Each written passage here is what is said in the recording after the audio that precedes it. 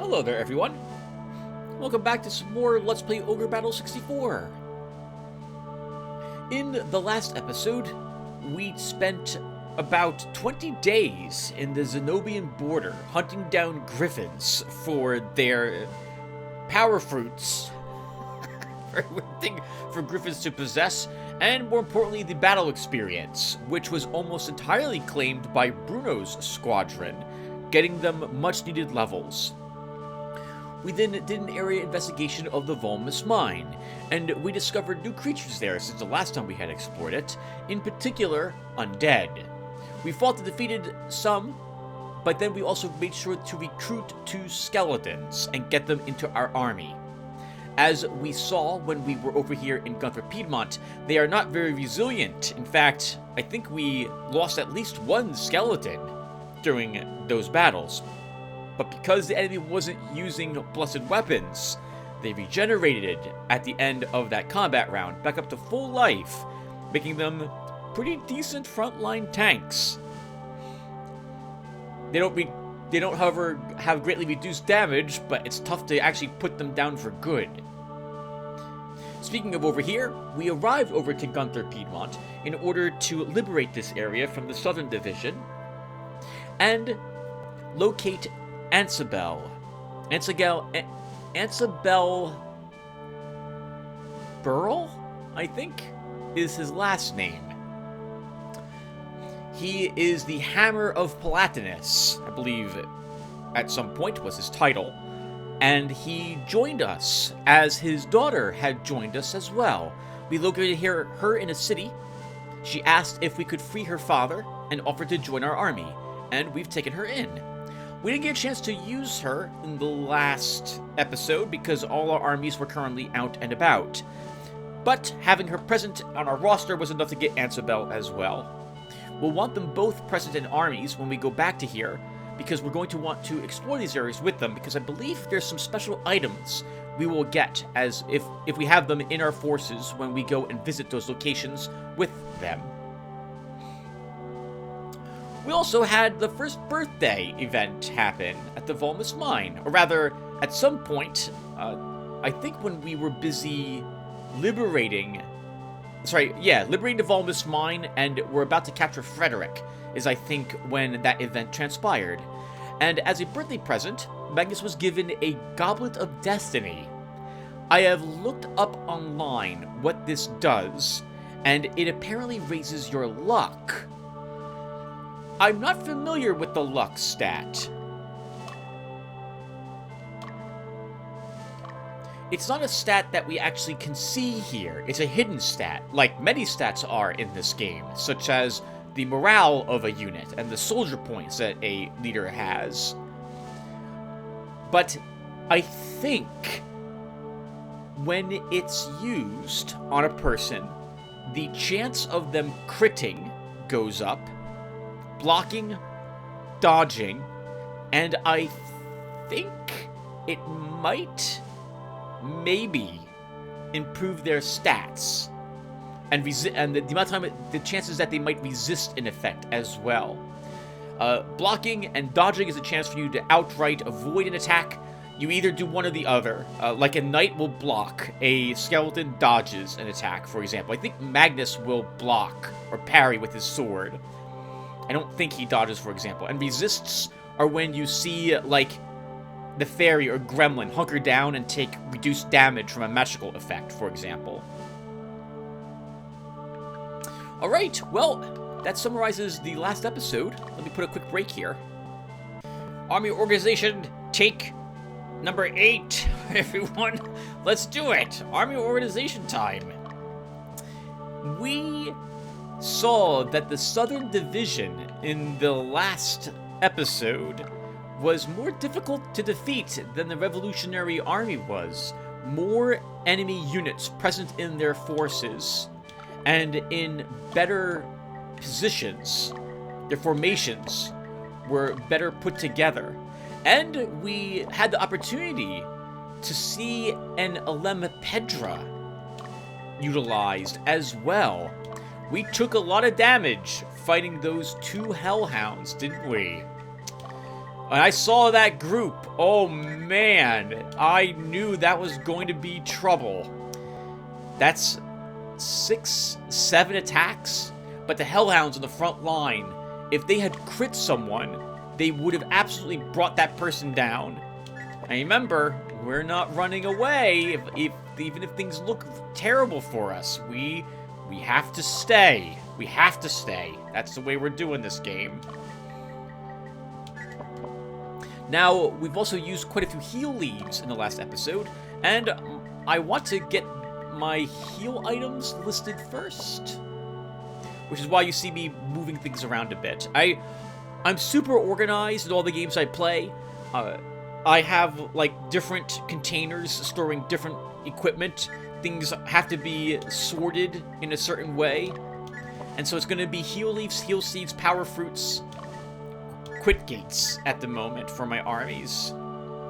Let's give you back your Altar of Resurrection as well, Belduke.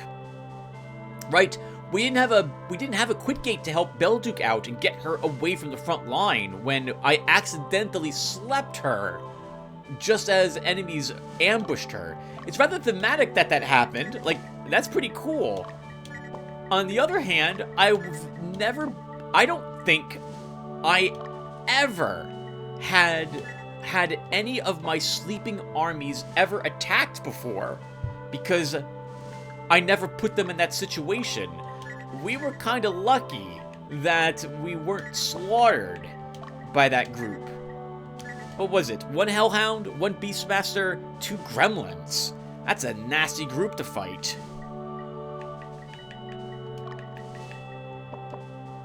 Yep, 3 heal seeds, 3 heal leaps, 1 heal seed, 2 power fruits in every army. For what's coming up, by the way, the next mission, should we talk about it? No, I kind of want it to be a surprise if you've never seen it before. But it's going to have some extraordinarily dangerous enemies.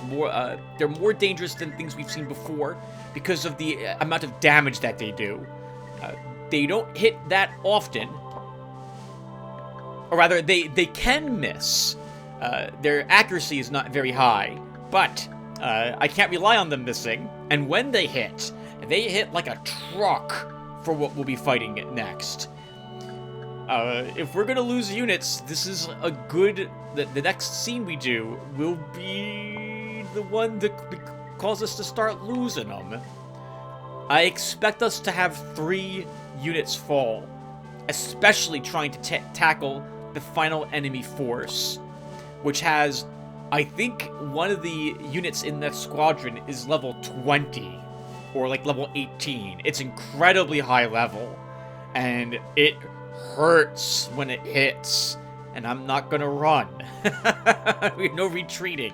We'll be relying on our Alem Pedra, I think, for that fight to help even it out a little bit. Okay, we've got all the items replenished in our armies. Let's now get Katrina and Ansabel assigned. So, how do I want to do this?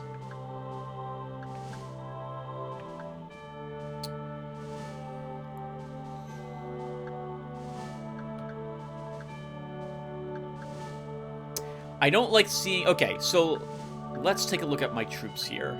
Magnus is neutral in what he's capable of... his general alignment looks like it's neutral for his army.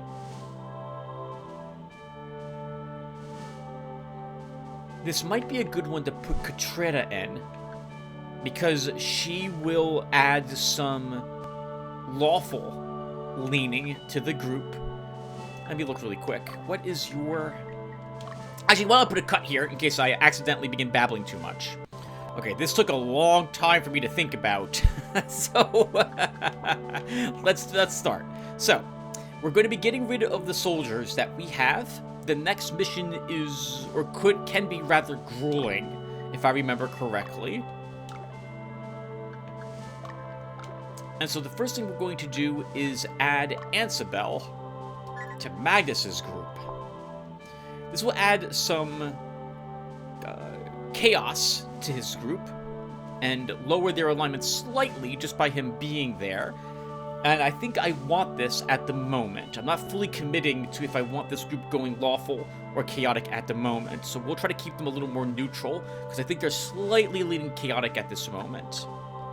And on that note, for the same reason, we'll add Katretta to this group. We'll then change the formation. Gemrock will put you... Actually, we'll put you here. Jank will get moved. You'll see what we're doing with Jank in a little bit.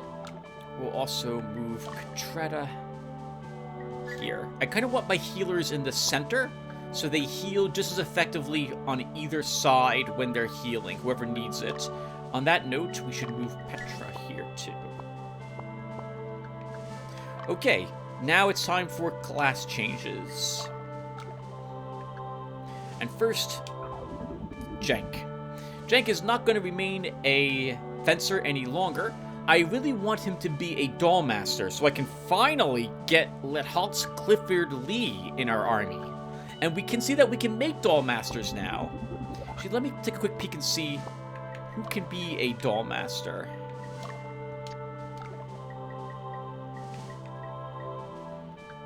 Ansabel can. That does no good. Bumba can, but Bumba is not one we change. Bruno can, but Bruno also is not one we change. Gionin, nope, we don't change you.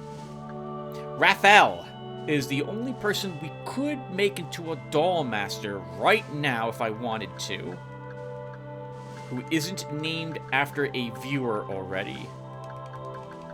But I would like it to be Jank, so I'm going to help him with his alignment issues. I'm sorry, with his intelligence issue at this moment. And we'll change him into a wizard.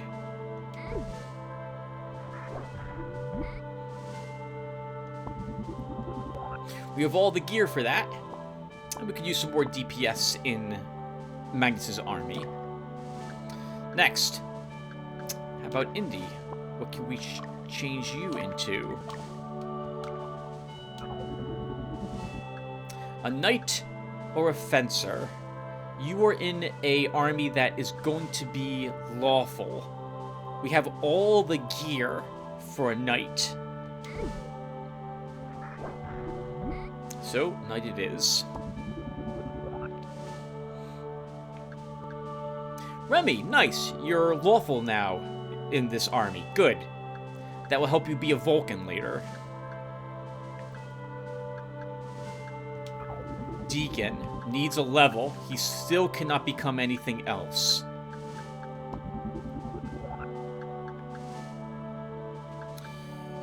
I'll come back for you, Jasper. Roland.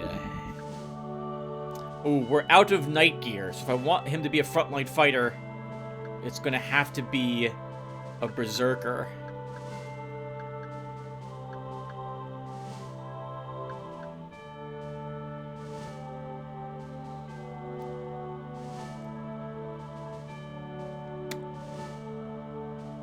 What army are you in? Beldukes.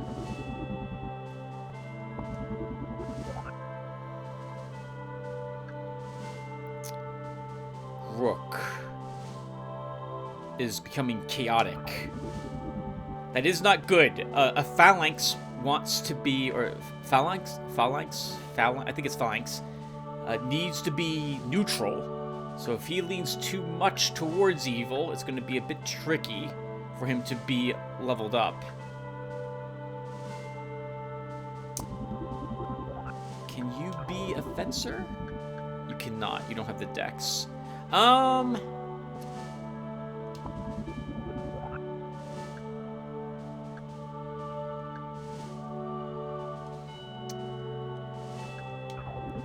We'll have you be a berserker. I'll have to purchase an axe for him. Actually, that was dumb. I didn't have to purchase that axe. Darn it! We have the flame flail available for someone. Normally I give that to Ansabel, because he's also of the flame affinity. But we'll give it to Ultra. His damage goes from 14 up to 16, no matter where he is. Is that right? No, I'm sorry. 16 at the front rank and middle rank. Yeah, that was a waste. We didn't have to buy that axe. 130 thrown away. Darn it. We're going to change Conic as well. And we're going to make him a fencer. We have all the gear necessary for that.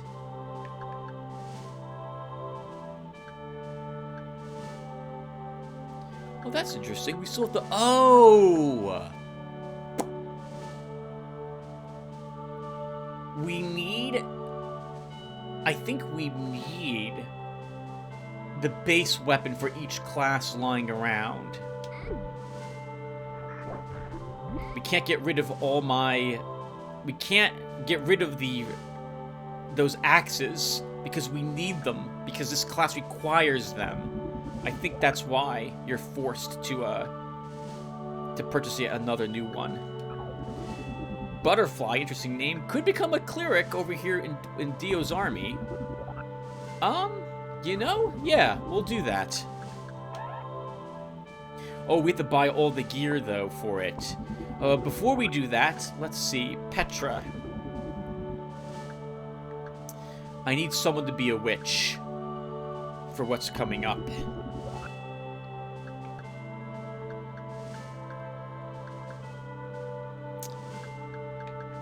Can you be a witch, Gemrock? I don't think your alignment lets you. Your intelligence doesn't let you. Darn it! Okay. So... I guess Butterfly does become...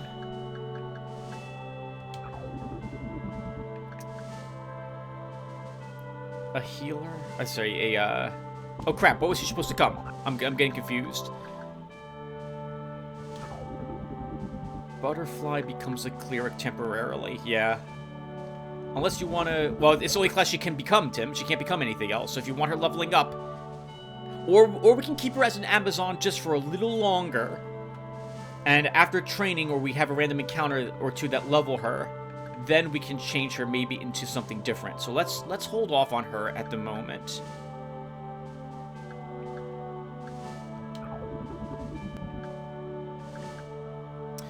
Brid, we can make you into a phalanx, and we just need the shield if we do that.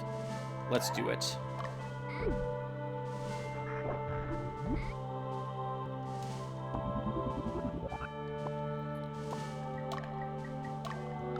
And we'll change this group's formation a bit.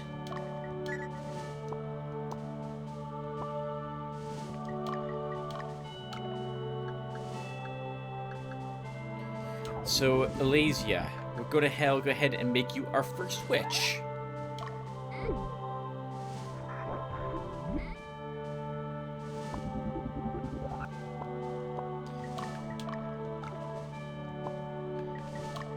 I don't generally have too many witches. They don't deal damage, but they stun, or they stun, sleep, or power down opponents, all of which are very useful, especially depending upon what you're fighting. And in this instance, I know what we're fighting. I'm pretty sure I know what's coming up. And we're going to want at least one witch in our armies. And how about this little fighter? What can we make you?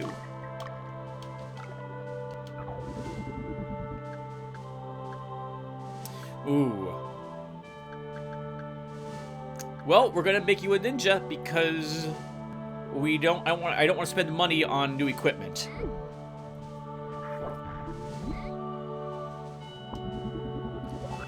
All right, I double check everyone really quick. Let's see really fast. I'm happy with that front line. Happy with that group.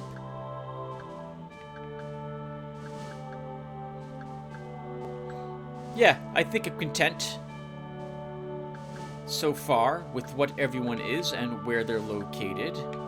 Tracy might become a sorceress later as well. It just occurs to me I had a bunch of archers, but their alignments are already beginning to shift, which is a bit annoying. Like, we got to get Lisa out of this army because this army is going to be leaning good. And as that happens, it means she is unlikely to become a Diane, We won't be able to have any, like, leveled up tier 3 unit until sometime in the middle of chapter 2, if I recall correctly. And so, we're going to be about 8 levels higher, and that's a lot of time to be adventuring together in our different formations. And what that means is that it's very likely we will be out of alignment for any neutral class unless we try to keep, like, 2 of my squadrons neutral. And so far, that's Magnus, Fordham, arguably Dio. The rest of these units are leaning either good or evil so far, from what I see in my army roster over here. Actually, Dismas is still neutral, more or less, at this moment, which actually is kind of bad. Dismas, you might have a name, you might swap your name with a different character in the future.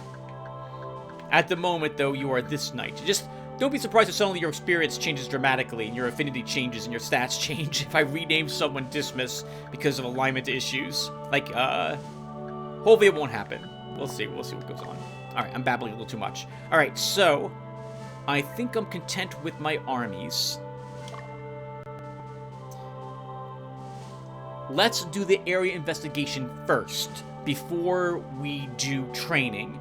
That way, if we gain experience points, that may alter who I send into training. Actually, the first thing I should do is look at my equipment.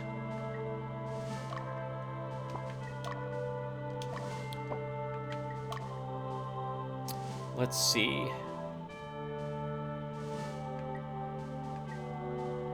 We're not using soldiers, so we don't need the how do I pronounce it?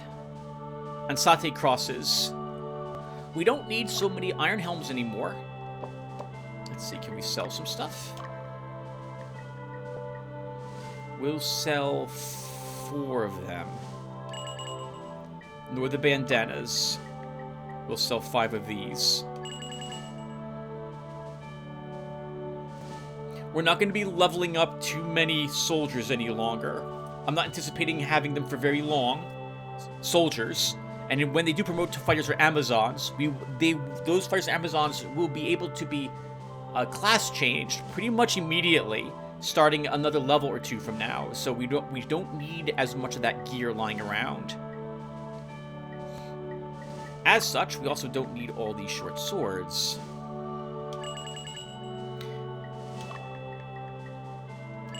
So we'll start getting rid of half of them.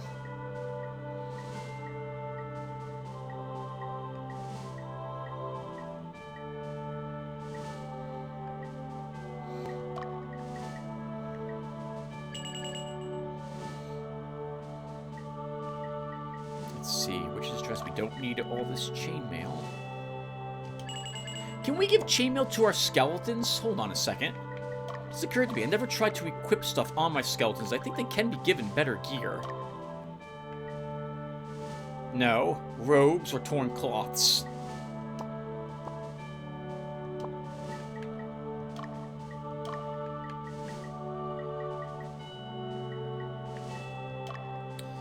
Probably can't get rid of leather armor yet.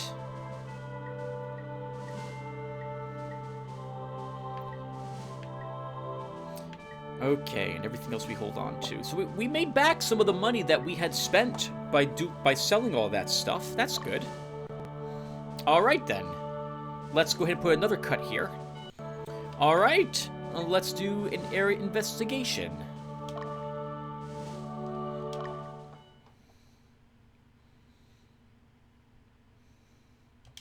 Okay, and the first thing we're going to do with Magnus is go shopping.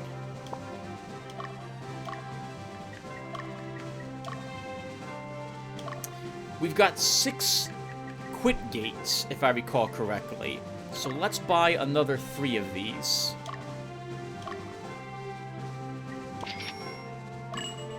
We're going to want every single unit, squadron, to possess one of those for the next scene.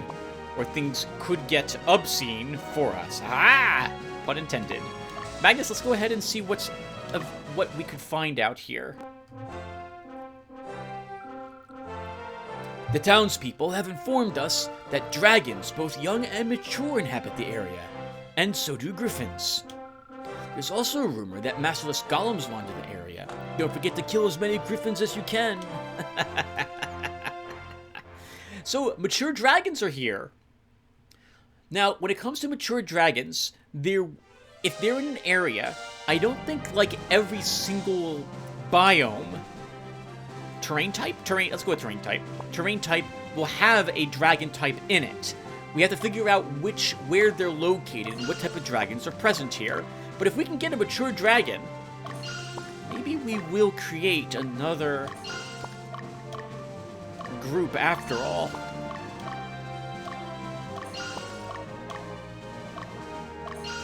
And I guess we might risk using soldiers. But if we can kill the dragons, mature will kill the mature dragons, and we'll worry about hiring them later. Okay, Magnus, so let's have you go... Oh! You have Ansabel, so Magnus needs to go here at some point. So we'll get him started toward that location.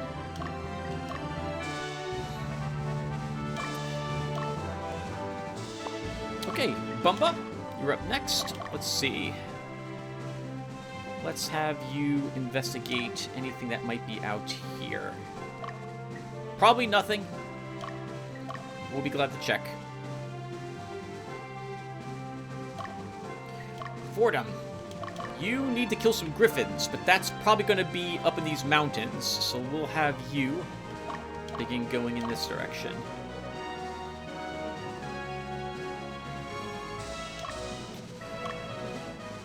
Dio.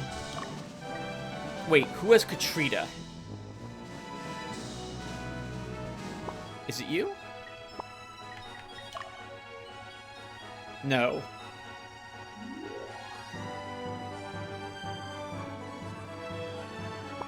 Wait, I'm confused. Who had Katrina? Okay, hold on, stop.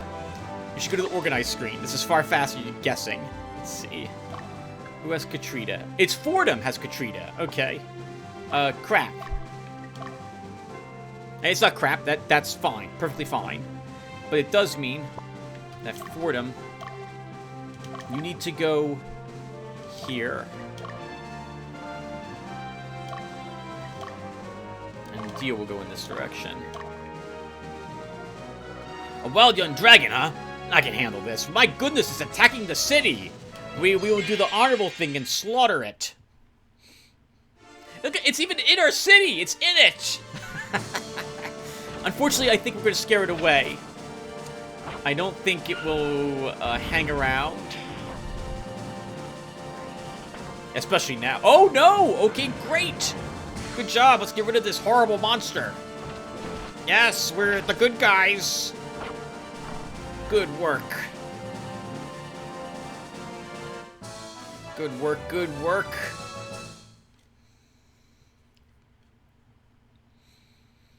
Look at that.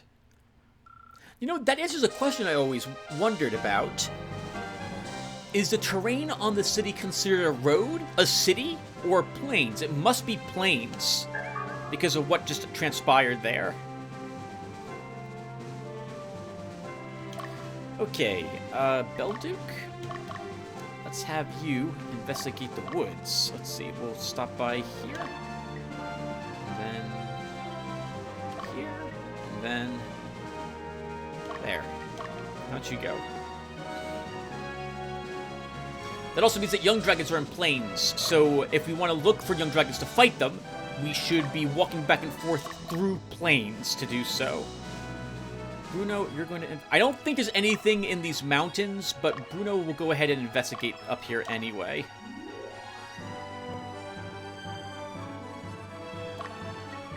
Dismiss. Let's see. I guess we'll check out the forest here. See what's in it.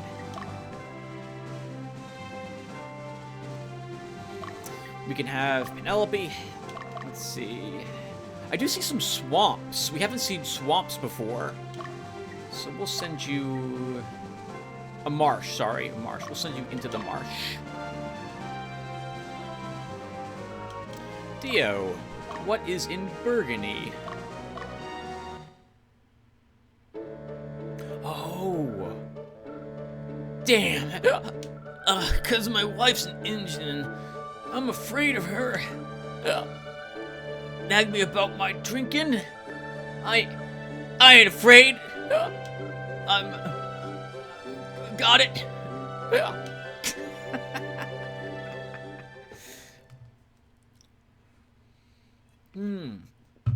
How lucky. How lucky was that I accidentally walked into there at night? Okay, we'll wait till the daylight, and then Dio will go back there again. Daylight till morning comes. Alright, Magnus, let's have you rest. Wait, there's something here! Power Fruit. It's a free 80 goth, effectively. We'll take it. Good job, Belduke. Once it's 9 o'clock, we'll head in. Alright, Dio. Let's go in here again.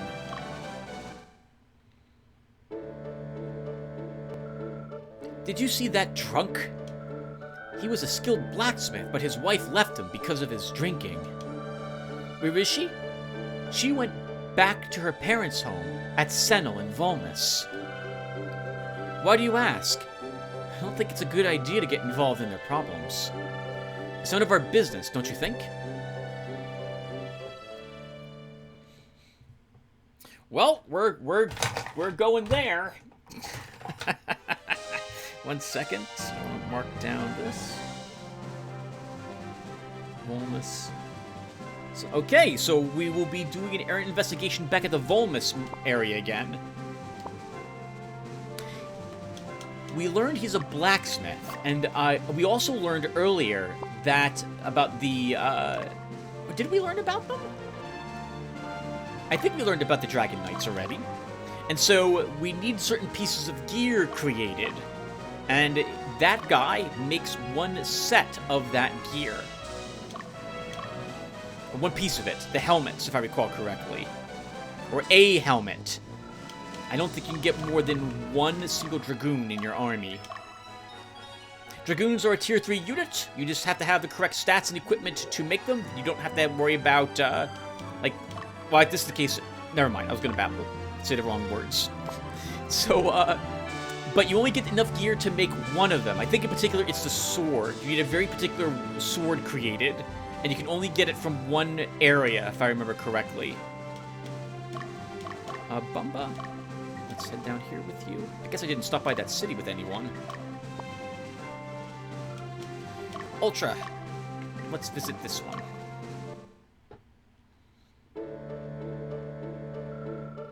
Are you from the Revolutionary Army? Thank you for saving Sir Ansabel. Would you please tell him that there's something we want to give him? Oh, this is where we have to go. Crap, Magnus flew straight past this location. He's about to actually reach the mine, so I guess we're going there. All right, Fordham, we'll rest you here. Magnus, visit the mines with you. Working the mine and the land every day to make a living. Everyone has a job to do. Why do we get all this shit work? I like to choose my work and be proud of it. See, then they make it seem like it's not actually slavery. I don't know. I don't know what's happening here. Magnus, let's move you back here. Bruno, I don't think there's, like, anything up in this mountain range, but we're going to have you check.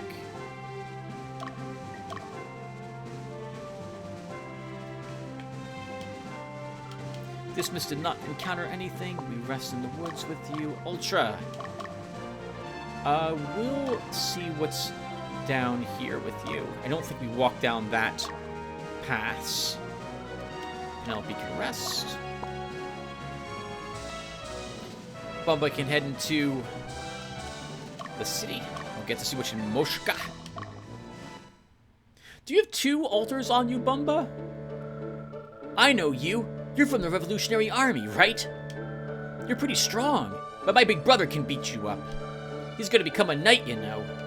He's gonna make us rich. I'd rather have him around here than off making us rich, though. Dio, when are you coming back? Hey! We have Dio. We should totally send him here to talk to his brother. You have 2 altars, Bumba. What are you doing with 2 altars? Who did that to you? That was a mistake. You don't need 2 altars unless I really think you're going to lose somebody. Belduke, you can't go any further that way. Let's go up the mountain and then down the mountain.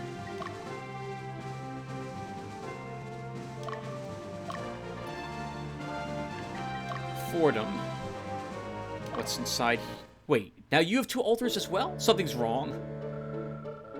My mommy says we should get to choose our own leader. It should be someone who stops the war and makes it nice again. But their kids shouldn't get to be a leader just 'cause. I agree with that. It shouldn't be bloodline, basically. Wait. Fordham has 2 altars.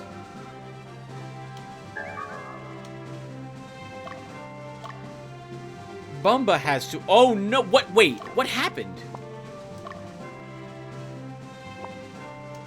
Oh! Oh, crap! Oh, holy crap! I don't even know how I did it! Okay, so now I gotta explain something in the game. I have no clue what I did to make this occur. The game has a glitch in it. It's a item replication glitch, but I don't know how to do it. I'm aware it exists. I've never done it before. It's always existed in the game, even from back when it was first released on cartridge, to my recollection. I don't know how to make it happen, but you can duplicate an item, and then you get an extra copy of it. I didn't mean for that to happen, and now it has. That kind of sucks, but I'm also not going to complain about getting an extra altar, but I'm going to go ahead and remove it from these units. I wonder why it happened. I'll have to go look this up. I could put a break here and go look it up really quick and explain it. I guess we're gonna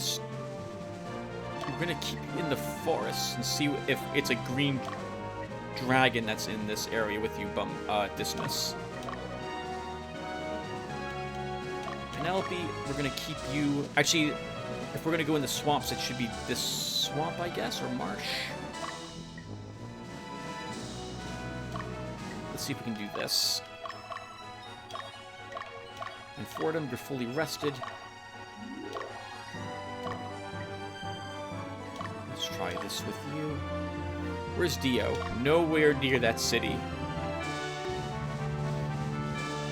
Right on! A wild golem. We don't have a doll master yet, so I'm not so interested in this as a unit. I don't think we can kill it, though. If we had magic, we could. But I don't think we do the damage otherwise. Ooh, close, but we'll have to crit with Gita. No luck.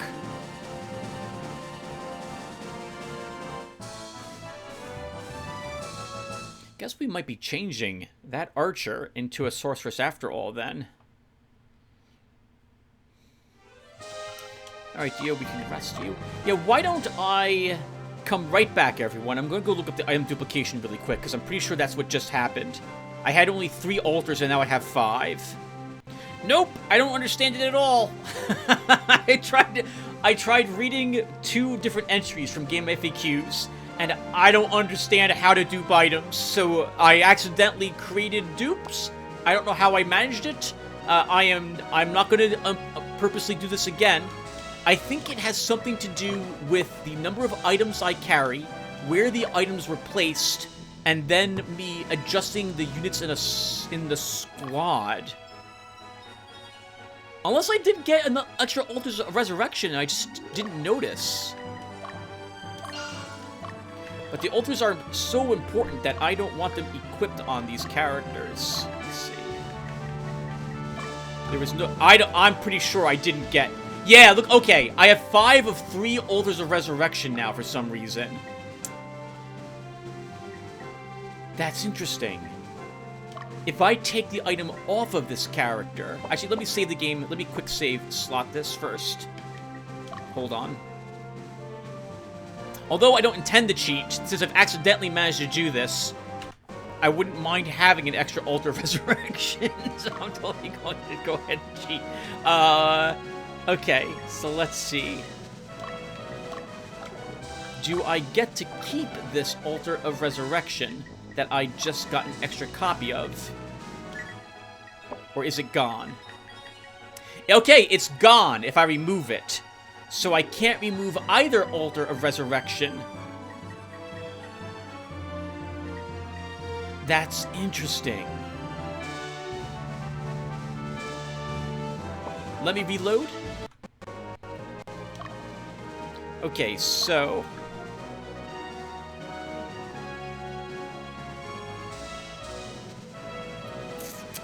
Can I sell them? This is just me trying to understand what just happened. And I'm curious, we can sell them, and we get 375 goth for each one.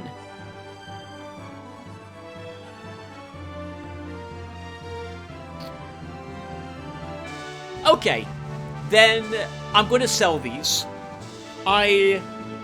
I can tell you that I'm not going to want to get rid of them. I'm going to want to cite these extra altars of resurrection, but I feel like having the extra altar is a bit too cheaty. Selling is also cheaty, but this does effectively save me time if I wanted to farm for money. We could just kill griffins over and over again, take their power fruits and sell the power fruits, for example. So this spares me that, and it lets me get some training done that I would otherwise not do. I honestly have no clue how I managed to get these extra altars. But I'm going to... Oh! Okay. We don't sell the extra ones. We only sell the ones in... we sell the max ones that we're supposed to have, and not the current ones. Oh, that's super awkward.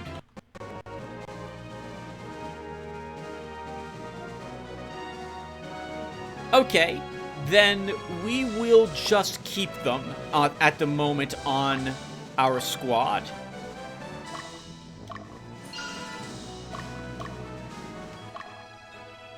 I can't but notice that Fordham's the other person who has them, and it's not the last item either.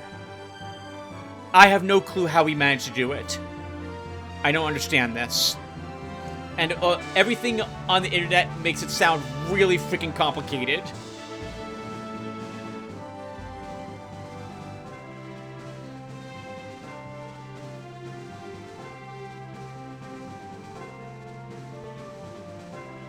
Nope, I don't understand. I'm glancing over at the internet and it makes no sense to me. Tim, cheating and he doesn't even want to, doesn't understand how he did it, and the internet can't explain it to him in a way that Tim understands. Alright, that's a bit embarrassing, but it's too late now. Okay, so we're gonna keep them. That's a shame. I wouldn't have minded selling them, because that would be more training for my squadrons. I wonder if I sell all... If I sell all of them, do I have 0? Or do I have, like, 1? I'm not going to sell the Altars of Resurrection, though. They're too useful to just get a bunch of money.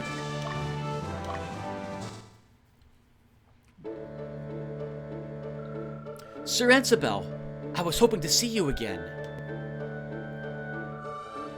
And who might you be? We were taken prisoners at the Gunther mine. You helped us survive. Without your encouragement, we would have lost all hope. I just did what I had to. Don't make a big deal over it. I'd join you if I could, but I'm no soldier. Please, take this. This helmet has been passed down through the history of Alba. I have no use for it. Helm of the Fearless.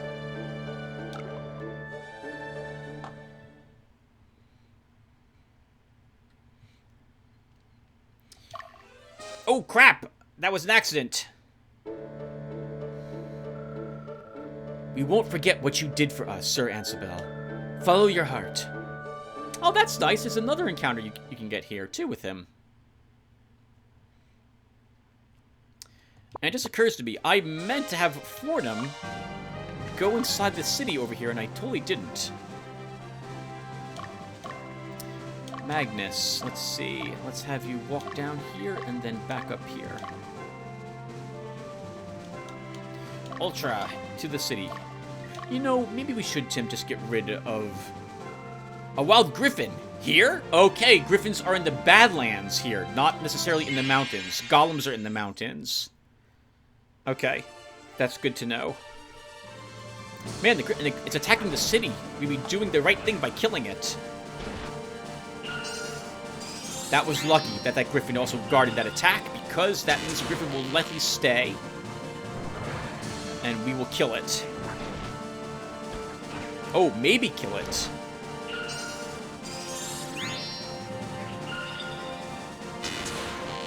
We don't! Good for the griffin! That's awkward. It blocked 2 attacks and resisted a 3rd. That sucks. Good for the griffin. Fordham, let's bring you back here now.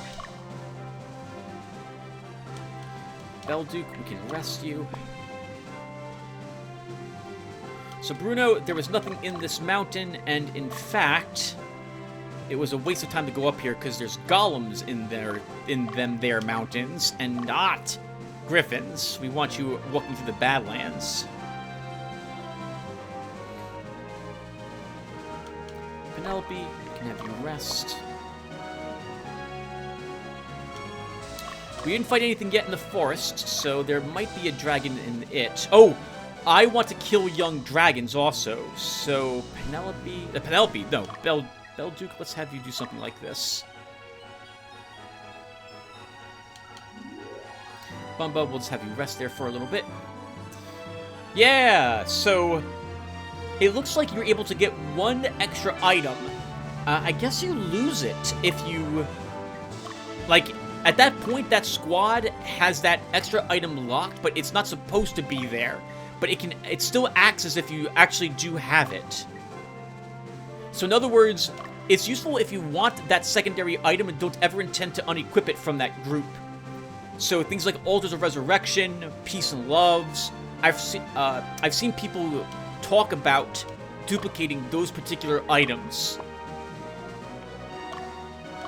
Peace and Love in particular is an item people like to duplicate. This way they can get other specialized units in their armies. But I don't want to, I don't want to cheat. Maybe we do just get rid of these extra altars.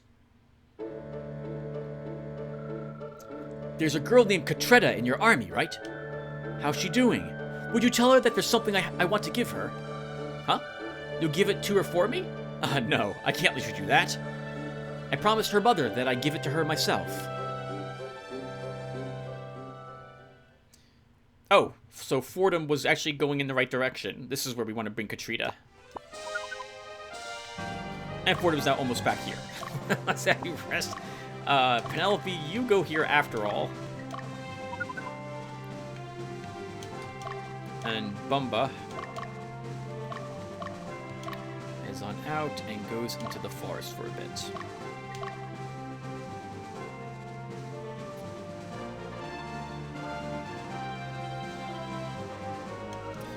Dio, you are still nowhere near where your brother is, but we'll get you there eventually. Penelope, what's happening in K's? I don't think we were here yet. Fordham, stop! I brought you the wrong direction. Go there instead. Penelope, what's in here? Oh, we did talk with her already. Yeah, okay. I didn't even notice. Didn't even notice this was the wrong city to bring Katrina to. All right, Penelope. So let's have you. If there's something special in the marsh, it's going to be tricky to force my armies to stay in the marsh to find it, like a creature of some sort. I think the marsh would also have blue dragons in it. Another griffin for Magnus. Let's see if he can kill this one.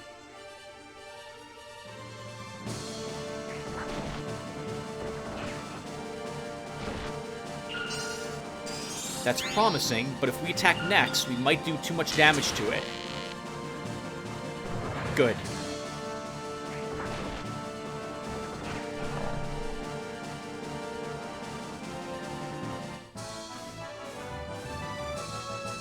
Good job, guys. Some alignment down for most of our forces.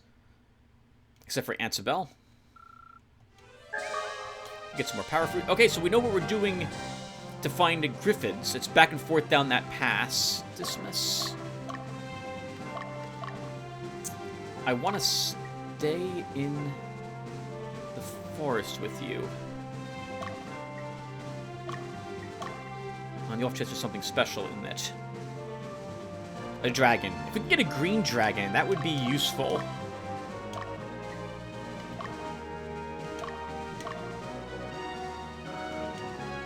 Magnus, you can rest. Ultra. Let's see. So, we want you killing dragons next. So, back and forth. Alright, so what can we talk about, everyone? I'm supposed to talk about some cool things. So, as far as I can recollect, the item duplication bug is the only glitch in the game that I can remember.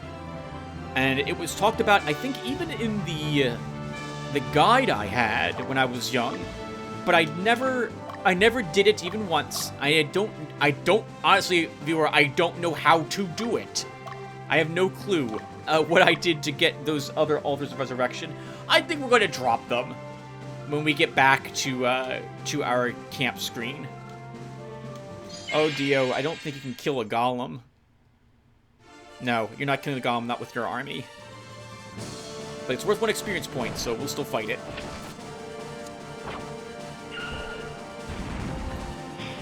Yeah, so earth attacks do not do good damage. Earth attacks are magic, but they're considered, I think, physical. So they're not likely to do good damage to a golem that has a good amount of physical defense. If we had two spellcasters in the back rank, we could probably kill a golem.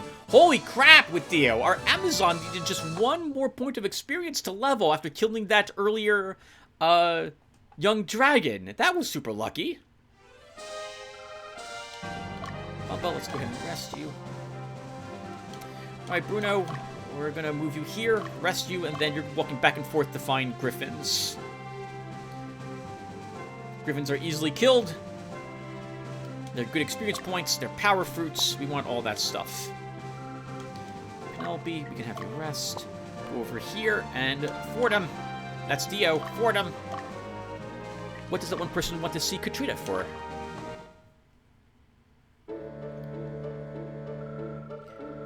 Haven't seen you in a while, Katrina. How are you doing? Please don't worry. They are very good to me. And that's great.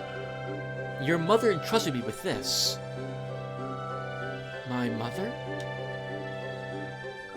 She asked me to give this to you when you grew up. If you must sell it, it will fetch a good price, but I would try not to. Angel's Brooch. I have no clue what this does. I think you're supposed to sell it. I don't know what this does. It's an equipable item, and Katrina can equip it, so can I think other people. But I don't remember if it does anything special. I don't think it does. Oh, that's okay. I just realized that if I go back and forth between these 2 cities... Oh, that's super awkward. If I go back and forth between the 2 cities, we end up...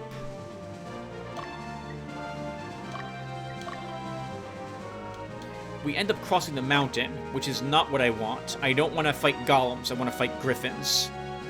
I think the barrens there and the mountains are equally difficult to cross over. The terrain type affects you the same. And so the AI just wants to get you there fastest and not stick to a certain type of terrain.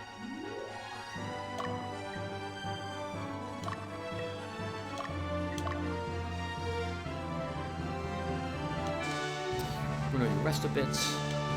And we're still hoping we find something in the swamp.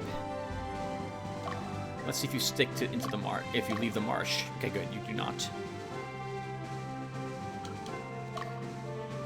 Bruno, let's see. You're a tiny bit tired. We'll let you recover. Alright, we're just looking for things to kill. So, back and forth. What else can we talk about, viewer? Let's think here. We got 4 more days of this to pass by. So, when I was young, I did not do very much of this, if I recall. You know what? Hold on. Bruno, we have to guide you back and forth through this area like that. I didn't do too much farming to kill creatures for experience points. I did farming mostly to find certain creatures. Although it occurred to me that you could really take advantage of the fact that this was free experience, assuming you were able to kill the things. Bruno's back to Griffin killing. Let's go, Bruno. Although you do significantly more damage now, so we might scare this. Good. Good. Gina, good job. And everyone... Did everyone level? I think everyone leveled in your group, Bruno. Did they? Or did I just see alignment down? No, it was alignment down I saw. Yeah, no one leveled. Okay. Oh, keep exploring. Ultra, you do the same thing.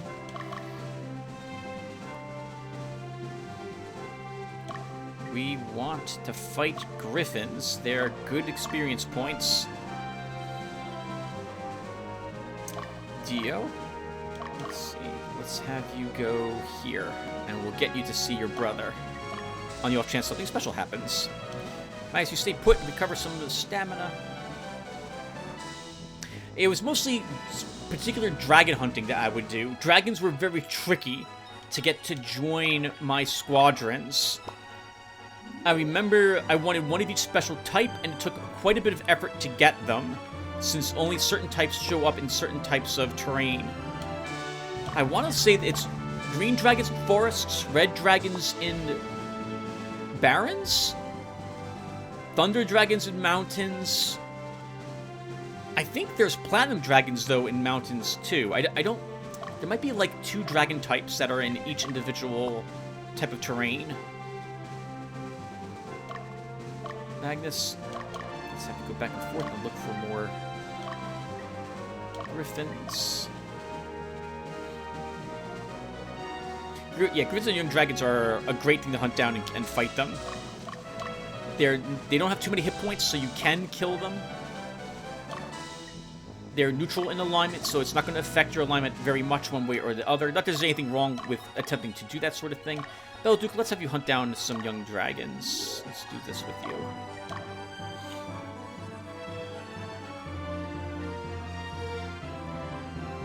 I think... Oh, nice, Griffin. Nice, Griffin. Nice, Ultra. A wild Griffin. Let's see how you do fighting them.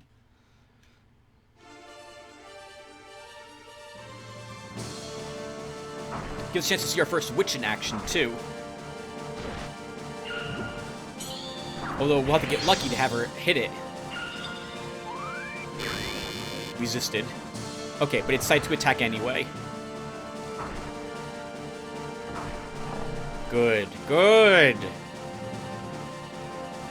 Delicious alignment down.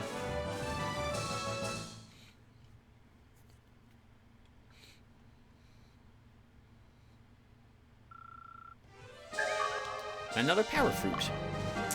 Bruno, we can just rest you. Bamba, back to the forest with you.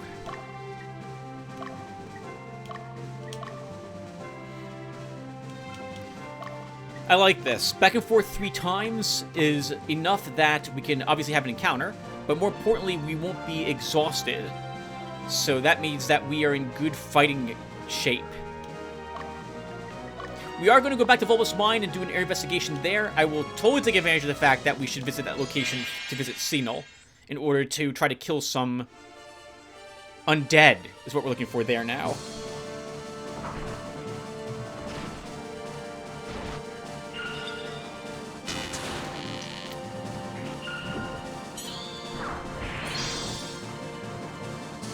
Ah, too much damage. Too much damage for Belduke. Okay, so this is not going to be easy for your group to kill. We'll still try with you, obviously. Dio, we can rest you. Bruno, back and forth again. Once it's day 7, we'll leave this area and go someplace else. To Volumus Mine next.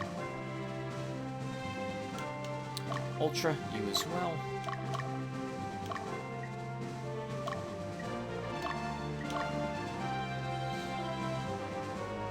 Right? I should be thinking of things to talk about, but I didn't write anything down today.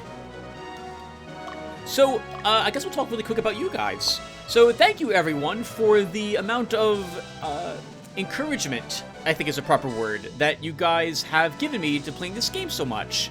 I'm super glad to see so many people like this game, and are so far, at least, enjoying watching me play it. Thank you. That is very touching. I'm always honored to have people enjoy what I upload to YouTube. Hopefully I'm not too annoying with the amount of babbling that I do, and I hope that the way I've been handling the game with the breaking up the different portions of it so you guys can skip certain things, I hope that's acceptable as well. Yes, Ultra. Time for another Griffin. I think it was Grumblekin that mentioned that he was watching my videos at 2 times speed. That's actually really cool. I always forget that that's a thing that you guys can do. There's a few people that I watch on YouTube, and I do increase the speed for them, given the length of time it can take them to do certain things in the game. Woo! Just barely killed it, but we did kill it. Like, if they take a long... So, when I accelerate someone's videos, they tend to be, like, 5-hour-long vids on a video game. There's someone who's into the Breach videos I'm currently watching. And they're, like, 8 hours long. 4 to 8 hours long. And he does a ton of thinking. And that's great. I love watching him think, or listen to him think. But he does a lot of it. And so, to accelerate it, I'll watch it on 1.25 speed, or 1.5 speed. I can still make out what he's saying. He doesn't sound that clownish at that speed. And it's good. I can get everything at a faster rate. I'm guessing, Grumblekin, that's... Assuming it was you who did mention that. I don't remember on top of my head. But I'm guessing that's what you do here. Hey, Dio, you're back! We missed you. You're gonna stay at home now, right? No? You're not? You didn't come back to live with us? When are you coming back? I promise I'll never waste money, so please, please... Nah, never mind. It looks like you like it. We'll be okay, so kick some butt and become a badass knight, okay? Hey, nice. I plan on it. Fordham, it is now time to bring everyone back home. We will come back here and probably kill more griffins after we've done the Volumus Mine. There's going to be a lot of area exploration, everyone, in this video, because I want to spend 7 days in each area doing it. But I also want to visit how to describe this? It's going to take us probably only a day or 3 to go to each, to go to the Volumus Mine and go to Infernal. But I'm going to want to spend a week there, because whenever I do an investigation, I want to take advantage of the excuse I'm there to hunt down creatures and fight them. So we are totally going to do that.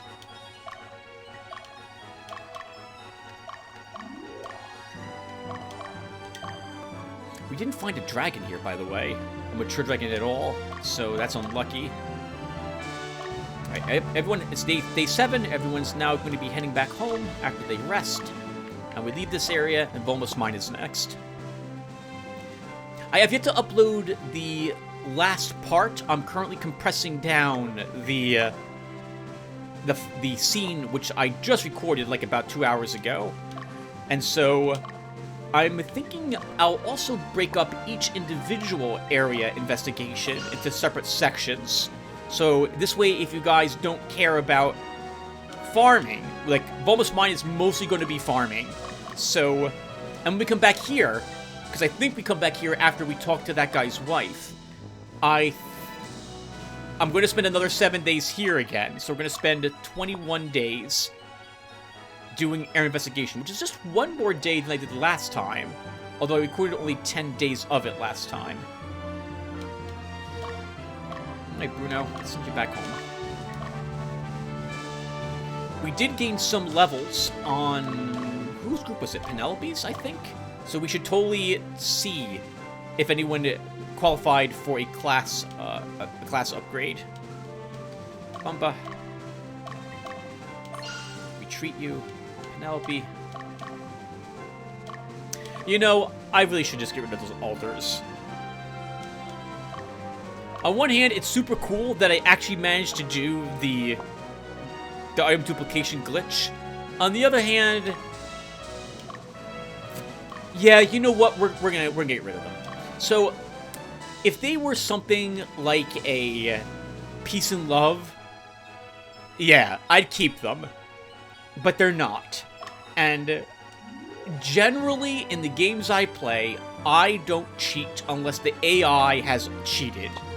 I do it in countering what the AI does. This is a little too much like cheating. If I could sell them, I would totally do that. But I think I'd have to sell every single one of them but one of them. And I don't want to sell 4 Altars of Resurrection when I just want to sell 2. So we'll go ahead...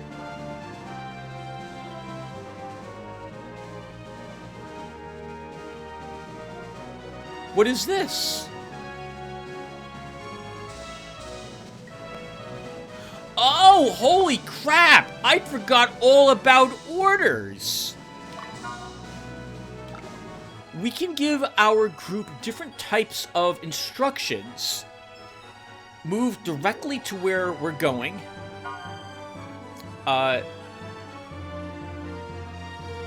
Attack enemies, and then move on to other areas, and run away from enemies. I forgot that was a thing we can do. Wow. I'll have to see if I can assign that sort of thing to my squadrons in the future.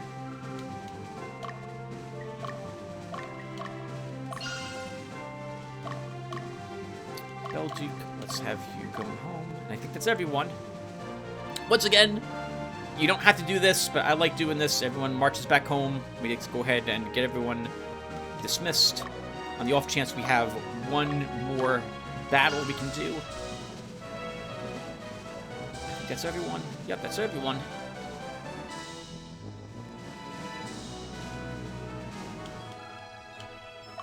At the moment, we can get away with this story-wise. There's no pressing need for us to attack Dardanelles at this moment. We can pretend that we're doing some slight engagements against the Southern Division in this area. Alright, we're done. With that, alright, so next we want to go back to the Volumus Mine to Senel. But first, let's get rid of those extra Altars of Resurrection. I did not mean to have them. Man, that's a real shame, especially given what I know is coming up. But this is... I especially don't want to keep them because you guys, well, you guys haven't told me what I should do in this instance. I forgot this was even a thing that happened. So we're going to go ahead and remove these Altars of Resurrection.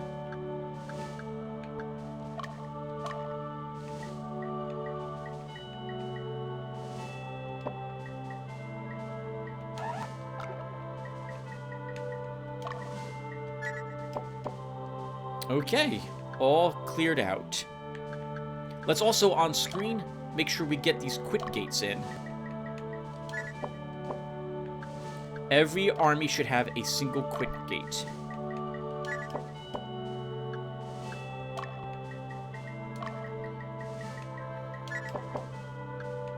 Okay, and every army does. I'm going to want to fill these extra spaces with as many healies as I can before we actually do the next scene. Oh, let's also do a little bit more first. I forget who gained a level. Ooh, Gemrock, you and Jank are almost leveled. You just need 2 more experience points. We should hang out in areas and try to fight things 2 more times with you so you level. Let's see, it wasn't your army. This army didn't fight anything. Wasn't your army, although you did kill a griffin. Nothing here.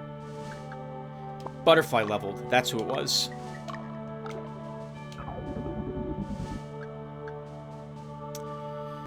We can make her a sorceress, we can make her an archer. It'd be neat to have a fire sork. It really would. But I don't want to spend the money on the gear. So we're going to make her an archer at this moment.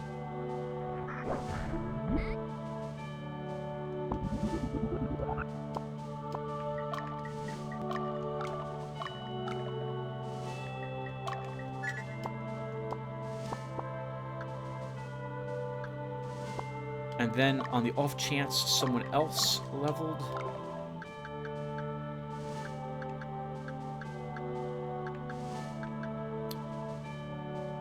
You did not see combat. This group did.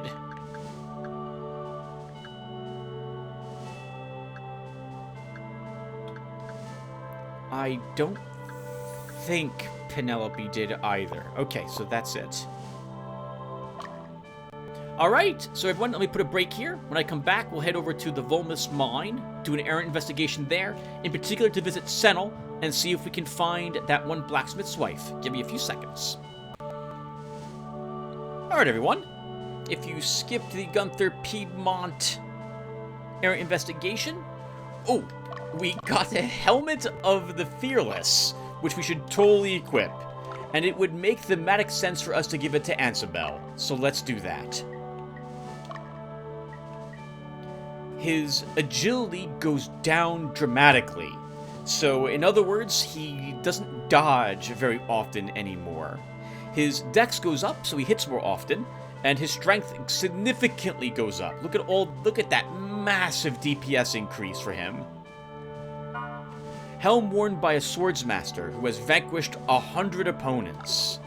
We could give it to anyone whatsoever, but it was supposed to be a gift given to Ansabel, so we'll at least start him with this.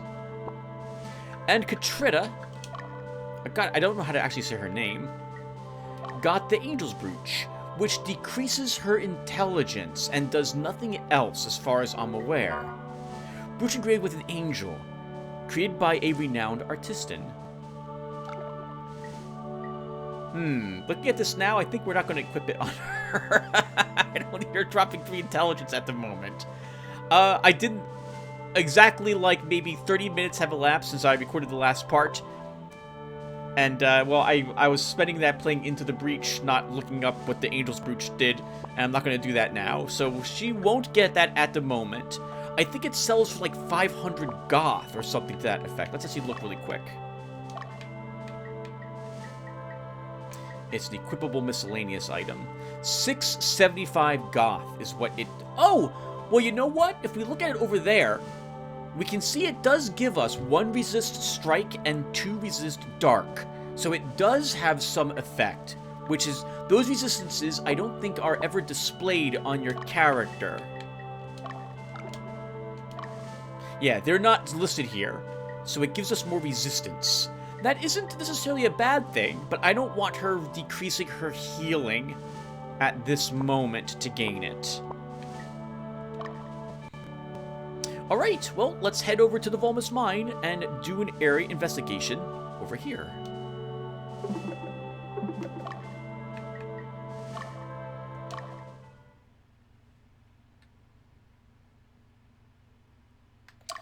Okay, and I know there's undead here, but I forget what else is here, so let's enter the stronghold.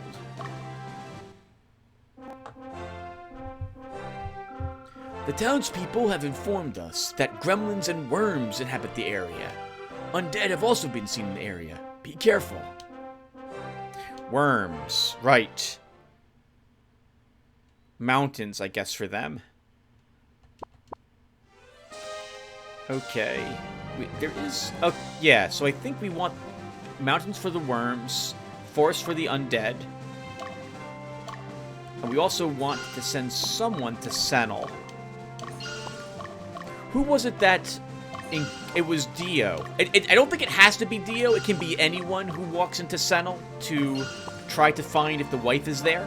Or figure out where the next breadcrumb... where the breadcrumb trail will lead us. And we could all use the experience points, so everyone's going to head out. Alright, so... Where is Senel? Oh, it's literally right next door. So, Dio, you'll head out there. And since we're here, we will, of course, take advantage of the fact that we are here to hunt down some undead with my good aligned groups, and my objective this time will be just to slaughter them. These will be the level that they were when we had last been here, so level 6 in this instance. We won't get as much experience points as we were earning last time, since we are all higher level than them, but it's still worth doing it. It's still worth doing it. Let's see. The groups who are able to kill worms will go to the mountains. The groups that I want to kill undead due to the alignment shift will spend some time in the forests. And then we have Ultra and Fordham, so Fordham, I guess we'll have you hunt down undead. Oh, well, we can go here for that. Magnus, I guess it's I don't care what you kill. Let's bring you then to the mountains. And Ultra, you're the last person who needs to leave our stronghold. We'll send you over here. We've already explored every inch of this map. We explored every inch of the other map we were just on. But we will be going back there, because we will want to do another area investigation. Let's, I guess we will head in here now.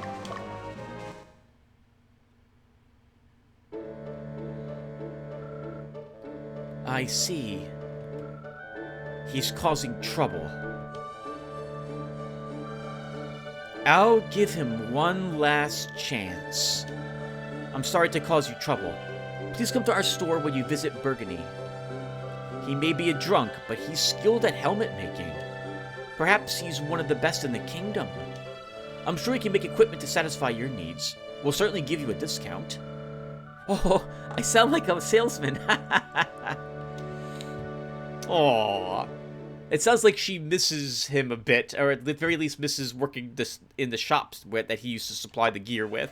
I don't think it's a bad idea that we let her know that he misses her, even though it certainly didn't sound like that was the case.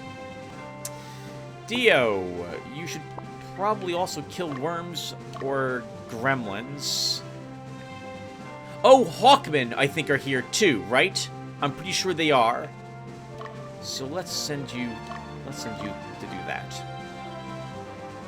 No young dragons in this area, though. And now we'll be here for another 6 days. We could leave immediately and go back to the other spot, but I like the idea of time passing. I definitely want to attempt to kill more undead and get more experience points, because that's less money that we're spending on the training. Then they'll do you rest there just a bit. We've already been in these cities, so we don't need to go back into them again, so it's just going to be me and you, viewer, talking about random stuff. So let's see what we can talk about. So I guess we'll talk about other video games, since why not? So This game was... When this game come out again? 1999, I think? If I recall correctly. I don't remember. It was 1991 or 1999. I think it was 1991. I don't remember what date is on this video whenever I started up. I think it's 1991. Darn it, I don't remember. It must have been 1991, because by the year 2000, you were probably using the GameCube, not the Nintendo 64. Okay, so if this game was out in 1991, what other strategy games was I playing at the time? Because there weren't that many that were out, right? I need to go check. I'll be right back, everyone. Give me a second. 1999, not 1991. Okay, this must have been like one of the last games that came out on the... Well, it was probably the last game I was interested in on the Nintendo 64. Okay, so what other games was I playing at the time? So, wow, 1991 was before the turn of the new year. So Deus Ex had not yet... It had either just come out, or was the year before it was out for that game. StarCraft. Their first StarCraft had been out for slightly over a year, and was one of the... Actually, I had played lots of real-time strategy games at that time. I really enjoyed them, and I was decent at them, too, at the time. Man. Warwind would have been the game I was probably playing a lot of at that time. Warwind is a real-time strategy game. It's 4 races, but the races are all very similar to each other. It had a rather unique story, but the missions were very puzzly, which I did not like very much. I like my real-time strategy games and my war games that I'm playing to be similar in vein to this, which is I square off against the enemy, the AI, or an opponent, and we all follow the same rules of engagement. We aren't solving puzzles. I don't mind puzzles that much. I can understand if why they're here, like, occasionally in a mission. What am I talking about? So, puzzles. A puzzle map is... An example of a puzzle map is in StarCraft, those maps where you don't build buildings. You instead lead your units around in, like, a certain area, and you have to keep the hero alive. In Warcraft 1, they were the missions where you went and explored caves, for example, with a select group of units, as opposed to your army fighting an enemy army. I generally do not like... Saying I do not like them is a bit strong-worded. That's not accurate, but I prefer I'm building buildings, going out and hunting down the enemy, rather than trying to best use a select few groups of units in a very specific situation in order to get through a maze, for example. Warwind was mostly that. There was only, I think, one mission only for each of the races in their campaign, involved actually squaring off against the enemy army, and even then, the AI in that game was not very good at all. In fact, it was, I'm just gonna... Man, I always feel a little, feel like I'm being unfair when I am... Oh, hold on, Dio, I don't want you actually doing that. I want you, sticking to the highways to fight, Hawkmen. We'll see if you can handle that. Alright, so... Oh, Bruno, I guess you're resting. Okay, hold on. I'll get my mind back on track after we beat up this skeleton. Skeletons do not run, to my recollection, so this is as good as dead. There's no way it's going to survive our attacks. We'll even defeat it before it gets a chance to do anything. Yeah, pitiful amount of experience now for the group. It doesn't... I don't think I care, though. I'll be glad to have the group get any experience points. And I think we get old clothing or a Holt hammer. Torn cloth, okay. Worth it. 9 experience points, totally worth it. We need every single drop of experience points we can get outside of actual training. I feel like I'm always unfair Well, that's not true at all. I feel like I risk being unfair to a game if I quickly give a synopsis on if I liked it or not, and give, like, a one-word rating to it at that point, too. For example, one of the reasons I am recording me playing through Dungeon Hack is because I called the game terrible. And another one of my viewers disagrees with that qualification of the game. I still don't think it's a very good game, but probably that's a bit strong-worded. I don't like the game very much compared to other games of its ilk that I have played. And so calling the game terrible probably is a bit unfair, because I should properly review the game, because there are some aspects of every game, even the ones I don't like, that have merit, and that... oh, this ghost is totally running away.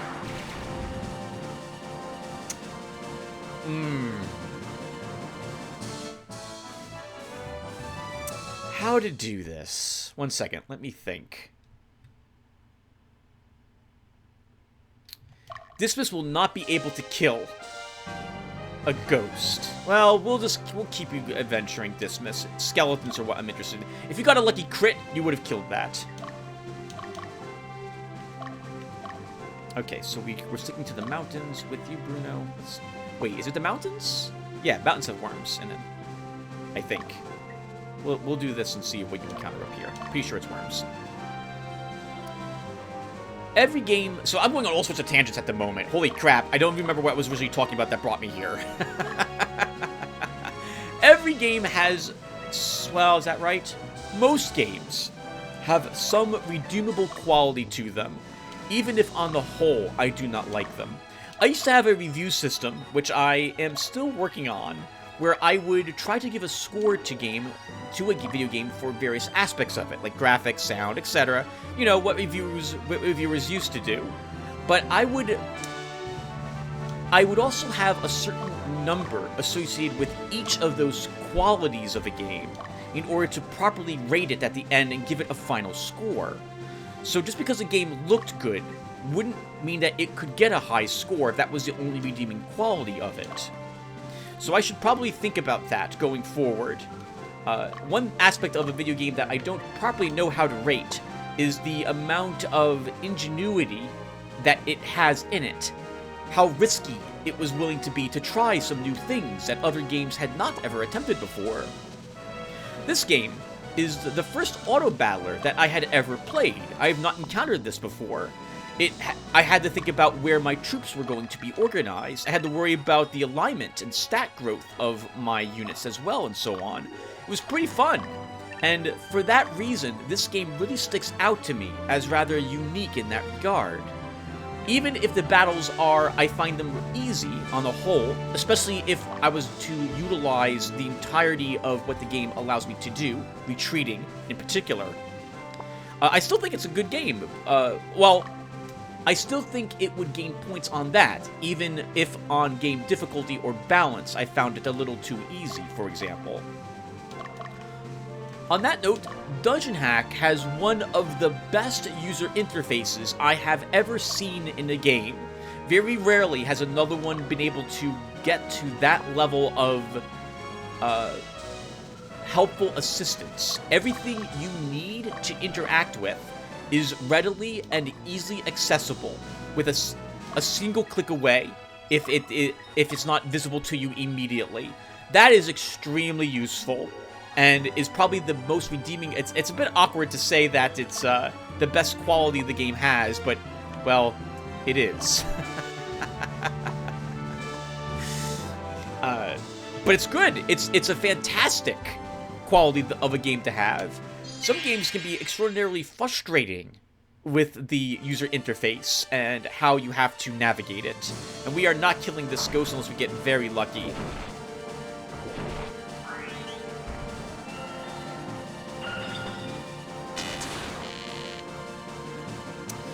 Okay, Bumba, I'm going to change up your squadron formation, and Alo's going into the back rank.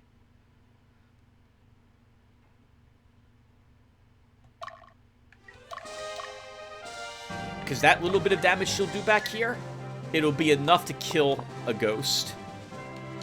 Penelope, let's send you back and forth. Right, so what was I was talking about a video game. Back to Warwind. So the AI for the game was not very good. I don't want to review the game. Not here, not in this way. No one cares. Just mentioned it was a game you played back in 1999, another turn-based strategy game. I think Civ 1, I spent a lot of time playing around that time too. Masters of Magic, I think, had been out around then as well. I think I spent a lot of time playing that game. There's another game where my memory of it... Oh man, I'm getting lots of hatred for this, but my memory of Masters of Magic is a lot... It's a lot better than what the game actually was like. The game was... Man, it was not a very good game, but the AI was awful in that game, and it cheated. Like, holy crap, did it ever cheat. But the game had so many unique things with it that they attempted that I really liked a lot of that, for example. All the different spells, the spell books, the random encounters, how the battles felt more meaningful rather than just comparing different stats and rolling off against it. You had a whole different combat grid to manage, and a bunch of different stats to manage your troops with. It wasn't I don't remember it being a very well-balanced game, though, either, for that matter. I remember there being issues with, well, some things were clear winners, and some things were clear losers. I think there's been a mod or two out since then. I just mentioned, Tim, the names of games you played for way back when. Because you'd have to give them a proper review and say if they were good or not, you'd actually have to sit down and play them again and look at all the different aspects of these games. Can you think of all the games you played back then, in 1999, though, that were strategy-related? Okay, so Warcraft 2, I was probably still playing a little bit of that. StarCraft, a lot of that. Turn-based games. Man.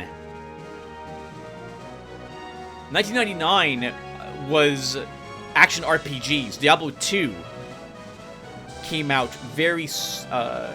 around then, the year 2000. Is that right? Yeah, the year 2000 or so. Just around then was when Diablo 2 came out, and I played the heck out of that game because I was in college at that time. College had a T1 line. In fact, for that matter, we could play StarCraft versus each other on the local LAN, for example, also. That was a lot of fun. Emperor of the Fading Suns was a turn-based strategy game I played back then.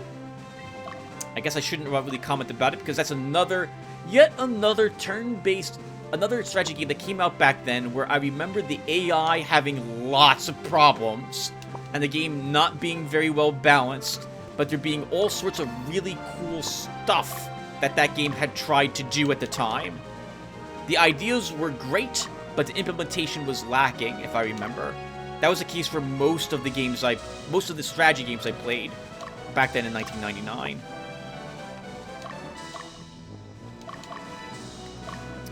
We're not going to kill anything except that one skeleton, right? That looks like that's going to be the case. What else was there back then I played? Strategy related. Oh man, there's so few strategy games I played back then. I was mostly into FPSs at that time. I remember playing Thief around then. I think Thief came out in the year 2000, though. Unreal Tournament. God, so many hours spent playing Unreal Tournament back then. Oh, what fun that was. But that's not a strategy game. Man, I can't think of very many. I never played Doom. I think Doom 2000. Did that come out in the year 2000? I think it might have. Maybe I can say that one as... Oh, I don't think that game came out then. I think it came out later.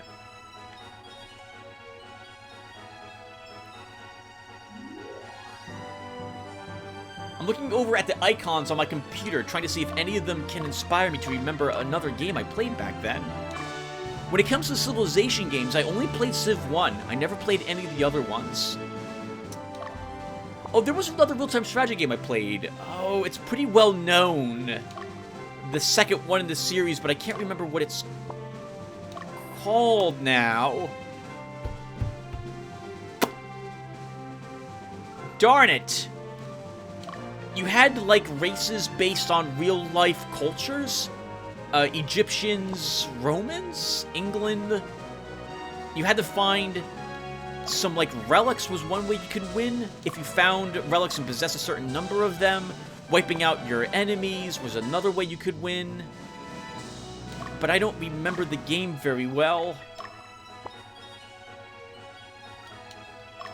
I don't even know what it's called, and I didn't play it very much. I just played it versus a few of my friends and only a handful of times. I've heard that it's... I can't remember the name of it. Darn it. I should know what it's called, and I don't.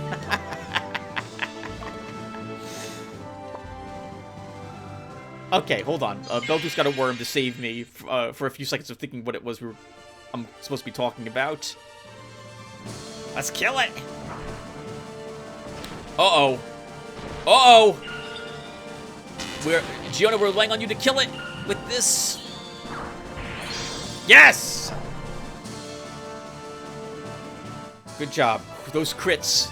Those 2 crits put it into fleeing territory if we weren't able to do the damage we needed to do. Good job, Belduke.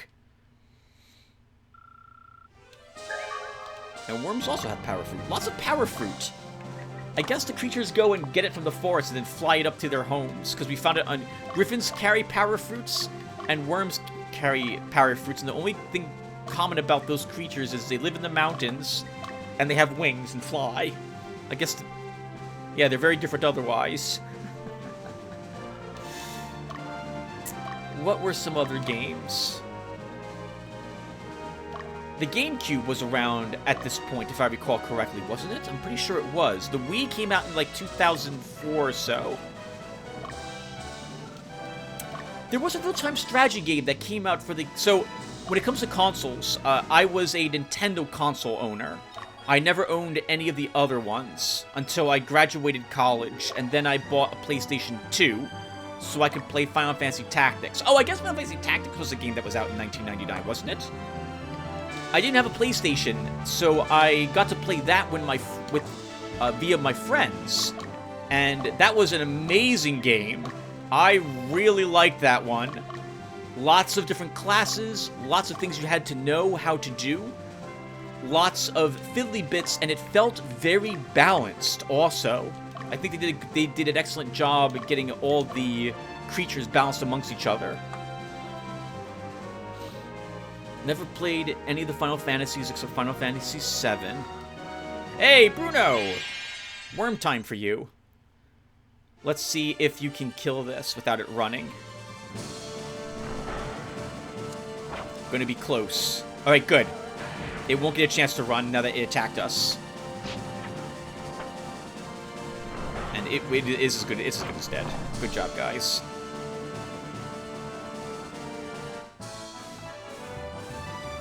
Won't say no to more free experience points.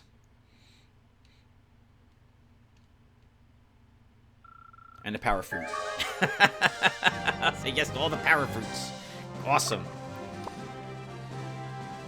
I was just talking about something. I forget what it was.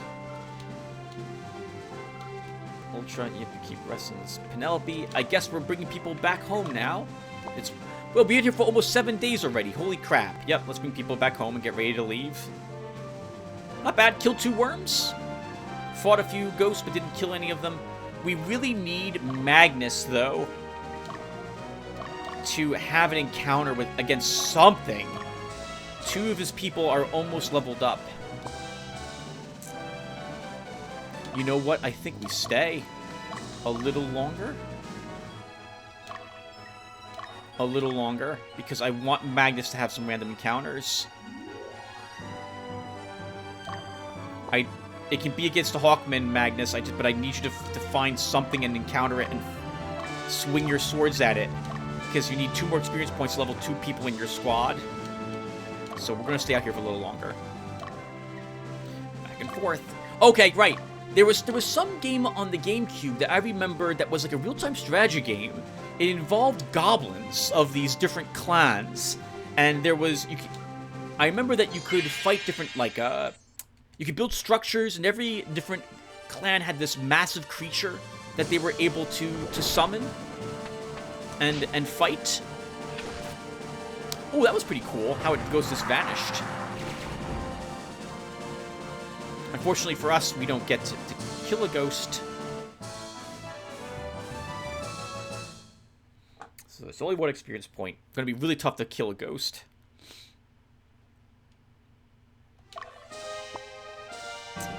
Yeah, I don't remember what it was called. Oh, I do remember what it was called. Goblin Commander was the name of the game.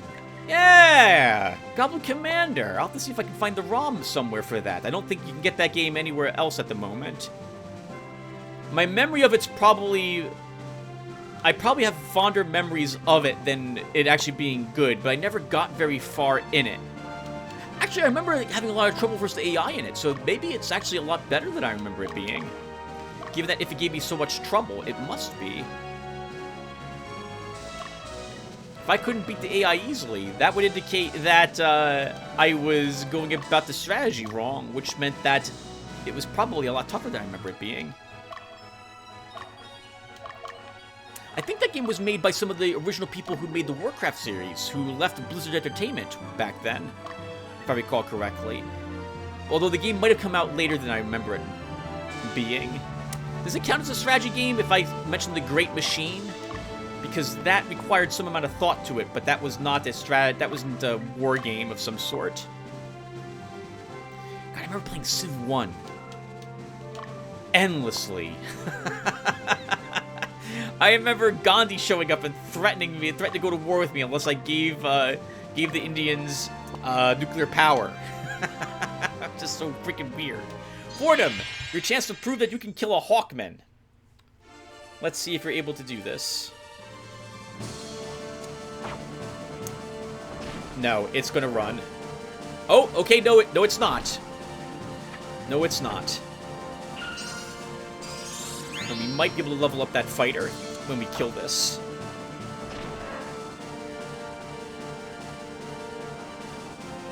No, but Fordham did level up. That's good.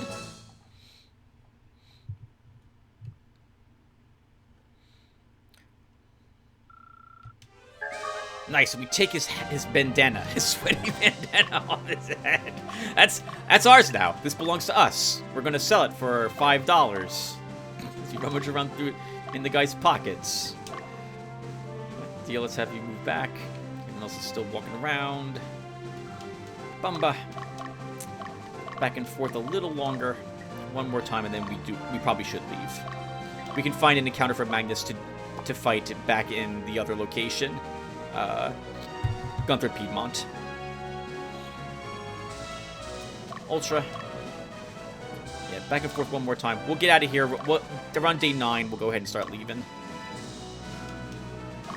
Dismiss. That means one more time for you. Back and forth. Maybe you can kill a ghost or a skeleton. But it's not looking promising.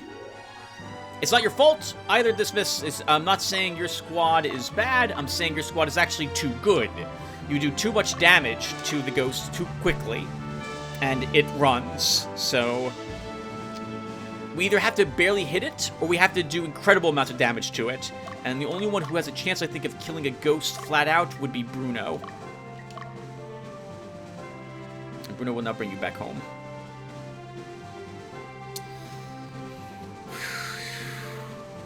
Man. Oh, nice, Belduke. You get to fight another worm. What? So the year 2000, Steam wasn't around, GOG wasn't around. You bought your games not through the internet. You bought them by going to the game stores. But I'll be surprised, yeah. I'll be surprised if the worm sticks around.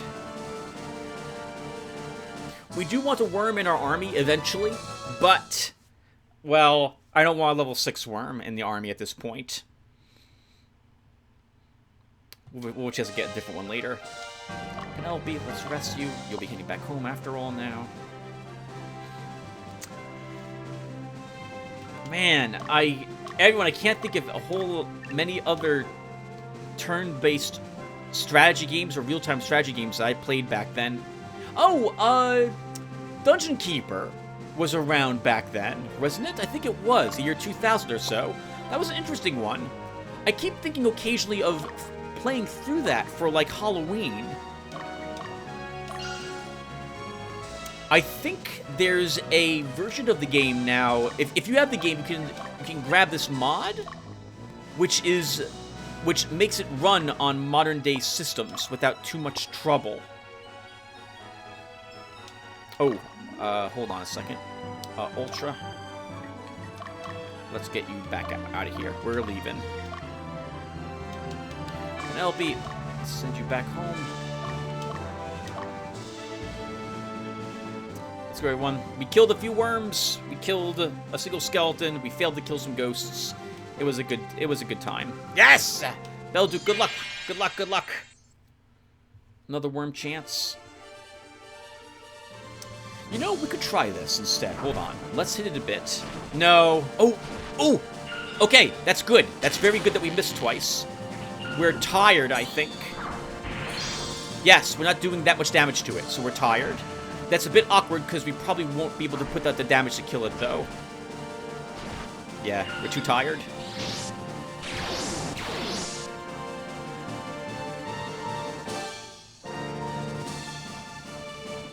It's a bit awkward. Our skeleton keeps getting alignment up, but no one else in this army is getting alignment down. Okay, Belduke, we need to rest you immediately. Yeah, you're too tired. That's the only... One of the only bad parts about moving back and forth as I do is I'm guessing as to when we'll be tired enough to need to rest without being too tired. I'm sorry, I'm saying the wrong things. I don't want to have to micromanage my people every single, like, 1 hour of in-game time. So I want them resting just as their flag begins to tilt. If you wait too long, you end up a little too tired, and you saw what happened there. We would have probably destroyed that worm had we not been as tired as we were.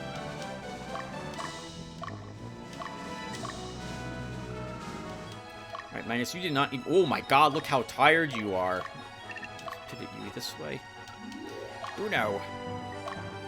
Let's get you home. Oh, dismiss. Unless you get a lucky crit, you're not killing this, and I don't want to talk to it, so we're not going to interrupt the combat. You did just rest, but I don't think we're going to crit.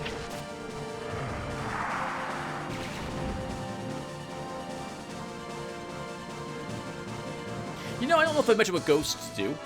Ghosts have a attack called, I think, Nightmare? I think it's what it's called. That just puts people to sleep. So they're basically a witch with a negative alignment. Alright, Belduke, let's have you get down to the stronghold.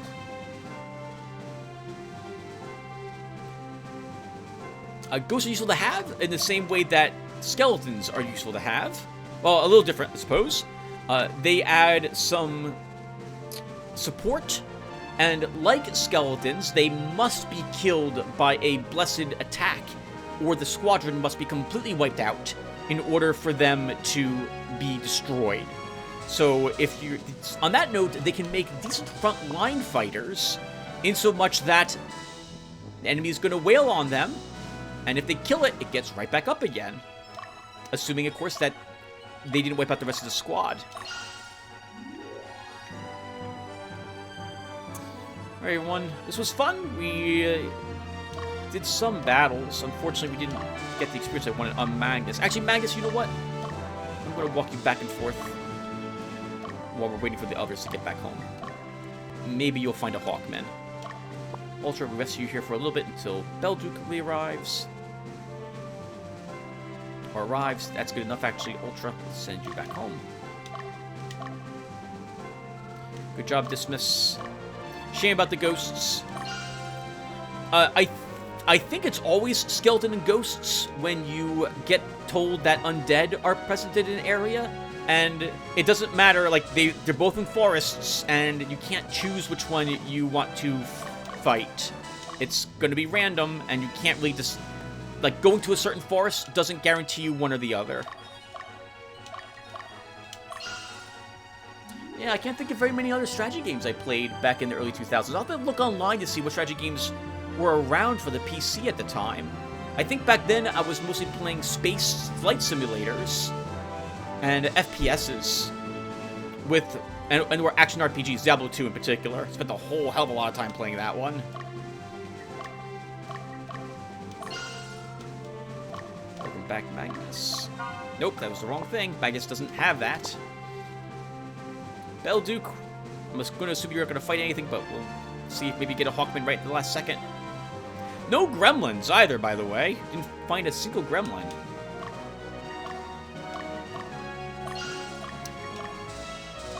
Okay, so that's that area investigation done. Let's put another break here, and then we'll go back to the Gunther Piedmont. We'll hunt down griffins again for 7 days. We'll also let the one gentleman... Oh, actually, the wife probably returned to him by now, so we'll go back there and see if they got back together again. So give me a few seconds, everyone. I'll be right back. Alright, guys. Let's head on back to Gunther Piedmont to get another 7 days of area investigation done. I know how much you guys like this. Let's go and get this done.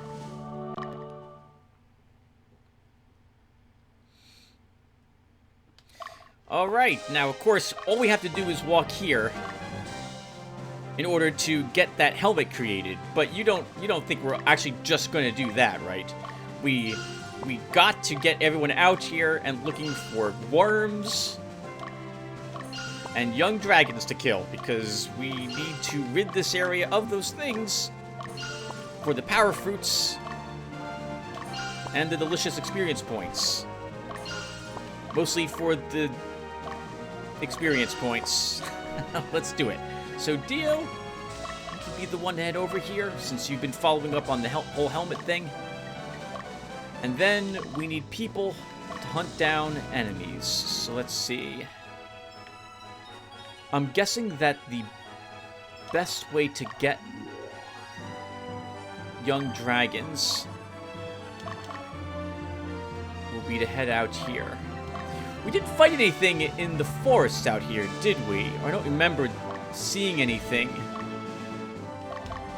in the forests. There's probably Hawkmen on the roads, though. I think every single area investigation that has roads, you can encounter Hawkmen in them. As for the rest of you, it's going to be worm time. Someone should probably keep an eye open for the dragon, mature dragon, that can show up here. It probably is something special. Keep looking at the wrong person. It's probably in the marsh, is my guess as to where that creature shows up. And if that's the case, it's a... Oh, well, it doesn't have to be a blue dragon. It could be a black dragon. I think those show up in the marshes as well. We'll have 2 people head over there. In truth, if I'm interested in seeing what's there, then everyone should head over there. This way, when a random encounter does occur, it will be a group that was... It'll happen in the marsh. That's the only place where people are.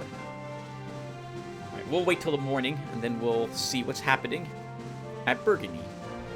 I thought Burgundy was where we went to pick up the silk, but no, that's in Dardanelles on the 15th of each month. Burgundy is indeed at Gunther Piedmont, and Corona at Mount Ithaca is where we want to go in order to get the Dragoon armor pieces. Dio, what is happening here? Oh, thank you again! I think my husband learned his lesson. He quit drinking and devoted himself to his work. Hey! Very good. Although, I suppose he should really devote himself to his wife first, and work... Well, I guess work pays the bills, so thus she can be happy that way. Alright, you gotta put food on the table? Honey, these are the people who convinced me to come back here. You should thank them. You should. Yeah. I don't remember much because I was drunk. But, thanks anyway. You can't even thank you properly. I'm really sorry. Oh, it's quite okay. I'm glad you two are together. I'm also, though, expecting a helmet to be offered to us for purchase or something. It doesn't seem like it, but he really appreciates what you did. He's just shy. Our store is open year-round from 7 to 7. This is the only place that sells Dragoon helmets, so please come again. Oh, we can purchase multiples of them, huh? I don't think you can actually have multiple Dragoons, but we should purchase at least one helmet. And it's between 7 and 7. Let's wait a few more hours to make it more realistic that we're not hanging around. That was the whole reason why we did what we did. We'll wait till 11 or so. I don't want to seem... You don't want to seem overly, like, needy or clingy or desperate. Alright, you two can now rest. And, okay, that's good enough. Let's go in here now and purchase that helmet. Let's see. Oh, it's you! Welcome! How about our special Dragoon helmet, the Dragon Helm? They're 260 goth each. Would you like one? Alright! One piece of the Dragoon armor assembled. Thank you very much. Please come again. I think it's one of 3 or 4 pieces. I can't remember if the shield is required. Like Dragon Shield. I don't think it is, though. I remember the art for the Dragoon and that he wielded like a two-handed weapon. So I don't think it's necessary. And we can't really... I guess we could bring Dio's group back and see what the helmet does for us if we equip it. Alright, everyone, and I've got something... I guess we can continue talking about video games, because since we are playing one after all. I spent some time and wrote down all the games from 1999 that were released in that year that I also played at some point or another in my life so far. And so, we can go through them really quickly, and I can say really quick if I liked it or if it wasn't for me. How about that? As well as an important part about the game that I liked. Even if I didn't like the game, I can at least mention a part of it that I did like. So let's do this. So the first one up on the list is Legacy of Kain Soul Reaver. I played this game, but not when it first came out, although I watched several of my friends play it. It looked like a... No, I don't want to describe the game. I should just say what I liked about it. So I liked the voice acting in particular in this, and I liked the theme of the game. It was a rather... the atmosphere of it? There was this whole lore behind the game about how vampires were made in this world and some sort of like special important pillars that were created which represent different types of virtues or something of the sort. And you didn't play Kain. You played... what was his name? The guy who was missing a jaw. Razel? I think was his name. Interesting. It was a... it reminded me a bit of the Zelda series in the gameplay therein. I remember there being different dungeons in the game. I don't remember too much more about it. I don't think I beat the first game when I played it many years later. I actually have it on GOG, if I recall correctly, or Steam. Maybe I should play that game for Halloween. In any case, that's one from 1999. Another one from 1999 I played is Planescape Torment. I can't believe that game was out in 1999. It would be many years later that I would play through that game, and I have a playlist of it on my channel.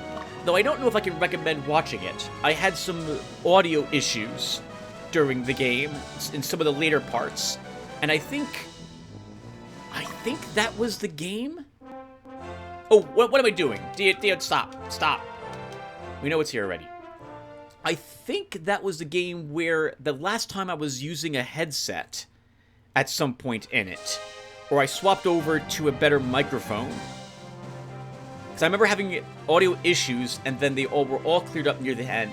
I keep meaning to play the game a second time, although, to be honest, Man, there's nothing like the first time through that game. It's a story-heavy role-playing game, akin to Baldur's Gate and or the Fallout series in the way combat tended to work in the view, the isometric view of the game. All right, hold on. Let's see. Can I equip it? Oh, I don't think I can equip helmets on any of you. I can't, so I'd have to... Okay, let's see. If I was to change you... We can do this really quick. We can make Conic back, and give Conic... Nope. And give Conic the helm.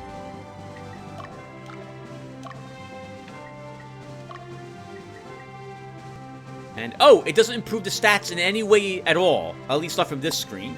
Does it give you more resistances? Or is it literally just a piece of gear that we need to make the Dragoon?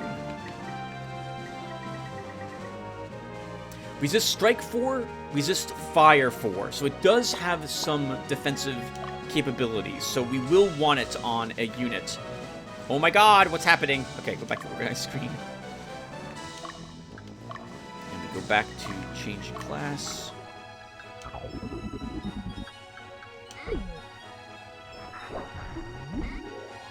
Let me get Dio. Yes, that's right, Tim. You said the right words there. Let me get Dio back out again. There were lots of things I liked about Planescape Torment. It was an amazing story. I did not see the plot twists happening. I thought the curse was really great. The voice acting was good, and I liked the gameplay, including the fighting from the game. Dio, what are we doing with you? I guess you're fighting young dragons. Let's move you out here.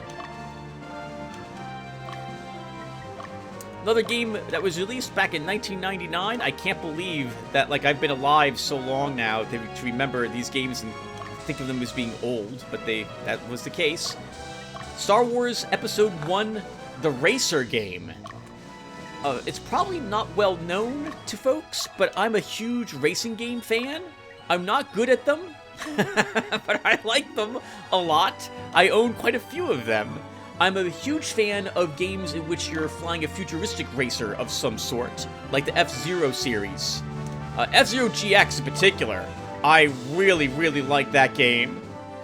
I still have my saved cards for my GameCube out in the living room. And I have that game, and I will never, ever delete or throw away that save card because of how hard it was for me to unlock some of the characters in that game. Good God, of all the racing games and all the unlocks required, the skill you need in that game was unbelievable. Oh, hey! There are blue dragons here. Okay, so there are blue dragons. Let's let it hit us once. Unless it looks like we can kill it. And I don't think we can. Let's see if we can get it in the army.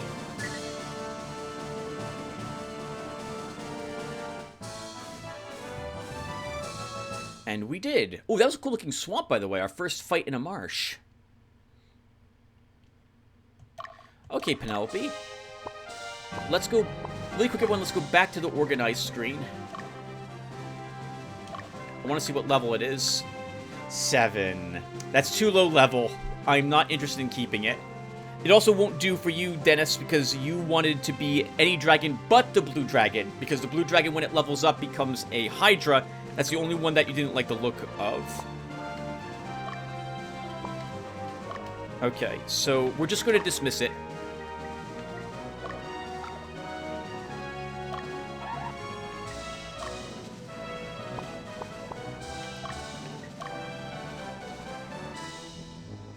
And it's good to know that's what's there.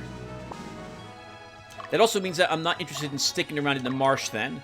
Blue dragons have a little more defense than young dragons do, and I'd rather have the chance to kill the young dragon than waste that time on a blue dragon. Yeah, so the Pod Racer game, I really liked it, although I didn't Oh, Tim, stick with things you liked. I liked the different courses. I liked how fast it felt when you were flying through the levels there, too. There are some racing games I've played where it's not, you don't feel like you're moving really fast. And I feel that's, like, super important. And I really liked it. I don't think I ever played the multiplayer in it. I'm guessing there's probably, like, a time trial, multiplayer following for the game out there these days. But it was great. I liked being able to upgrade the different parts of your ship. Once again, I liked all the different areas. I liked how diverse they were in terms of what you saw when you were flying around on the planet's surfaces. I think I liked the winter zones the best, if I recall correctly. I think the actual big race from the first prequel, Star Wars, was in that game as well, if I recall correctly. Ultra back and forth, we're looking for griffins. We're here for 5 more days. You might as well see what's here.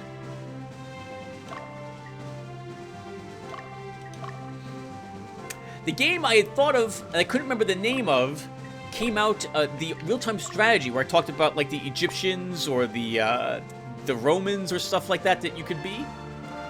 Nice. Good luck, Belduke. You're fighting a wild griffin. That was called Age of Empires 2. And that was the game I was thinking of. Oh, okay, we're not tired. Good. That block... Oh! I think it's running. No. Good. Excellent work. And nice ionosphere, Belduke and Gioan.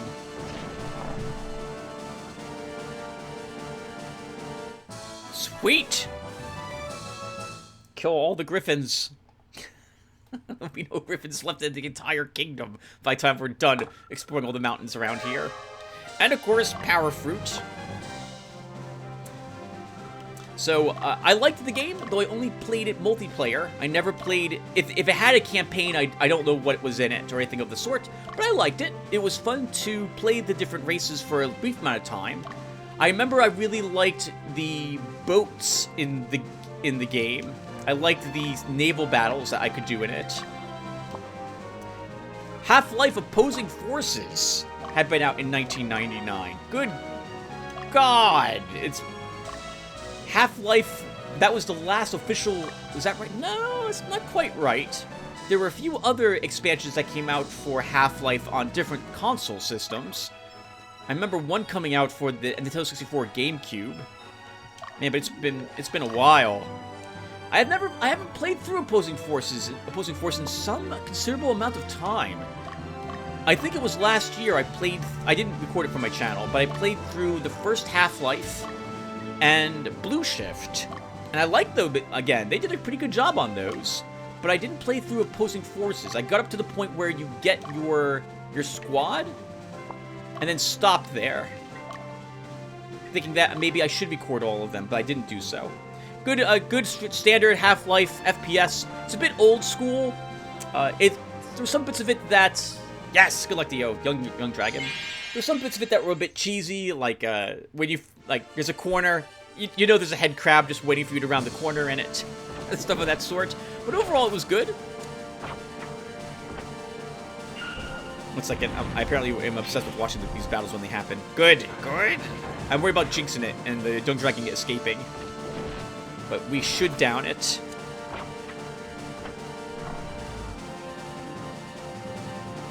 Yes! And some more experience points for you guys, too. Absolutely glorious. We really needed that. Magnus still needs some experience points, too. Hopefully he'll fight something up here.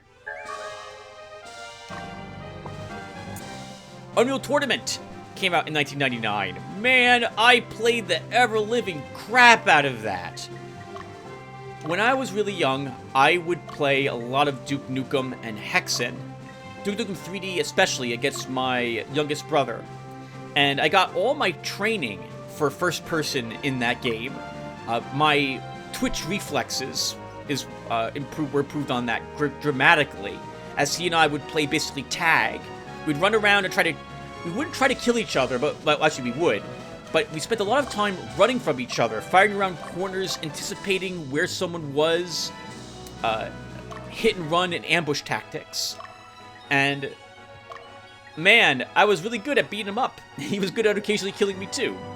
And when multiplayer came out, Unreal Tournament, I was obsessed with it because I could, thanks to the T1 line at college, I was able to play that online and have a great ping. At the time, it would be like maybe 50 or 100 ping, but that was still considered good at the time. In any case, it was amazing, and I was very good at it. To this day, I'm not the best at any first-person shooters I play, but I am pretty good at them. I remember playing a whole hell of a lot of Team Fortress 2 as well, but compared between Unreal Tournament and Team Fortress, I preferred Unreal Tournament. I like first-person shooters where everyone is on equal footing. All the weapons are the same. There are no classes for people to be. The moment you introduce different classes, you begin to introduce and weapons that only they have.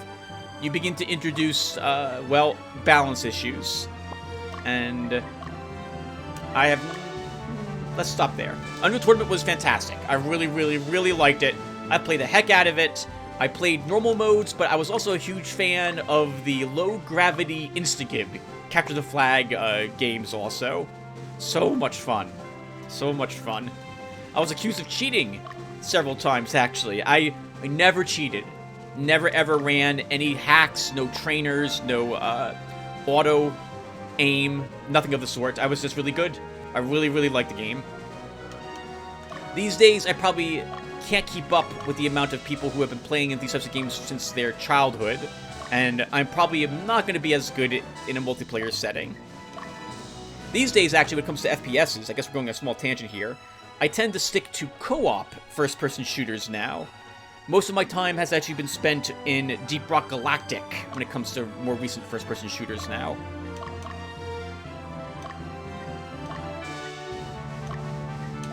System Shock 2 came out in 1999. That would be a game, though, that I wouldn't play for a few years later, until sometime in the mid-2000s. Fantastic game, although some balance issues there, too. I liked the story, the voice acting had one of the best villains ever in it.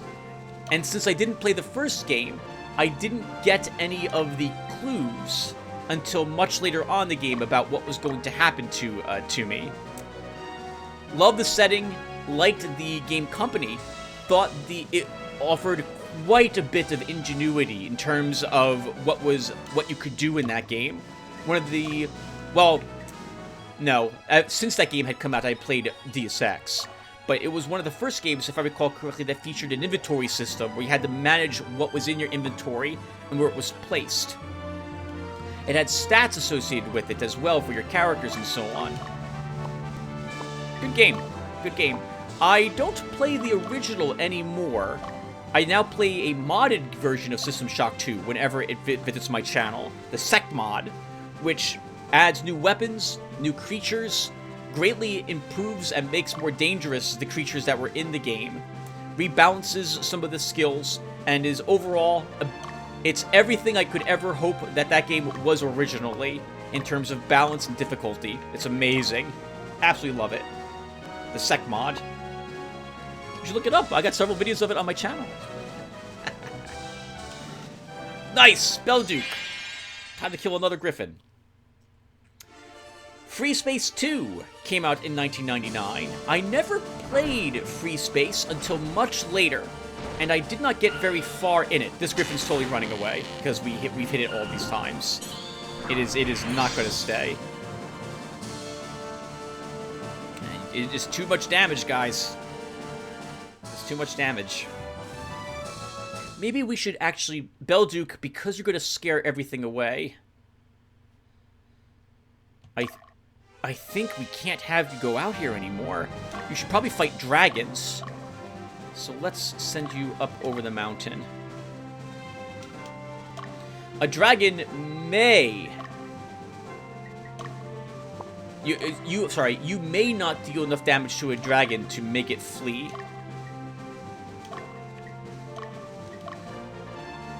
Right, so Free Space 2 is a space flight simulator game. You're flying around, you got bad guys, you gotta shoot them down.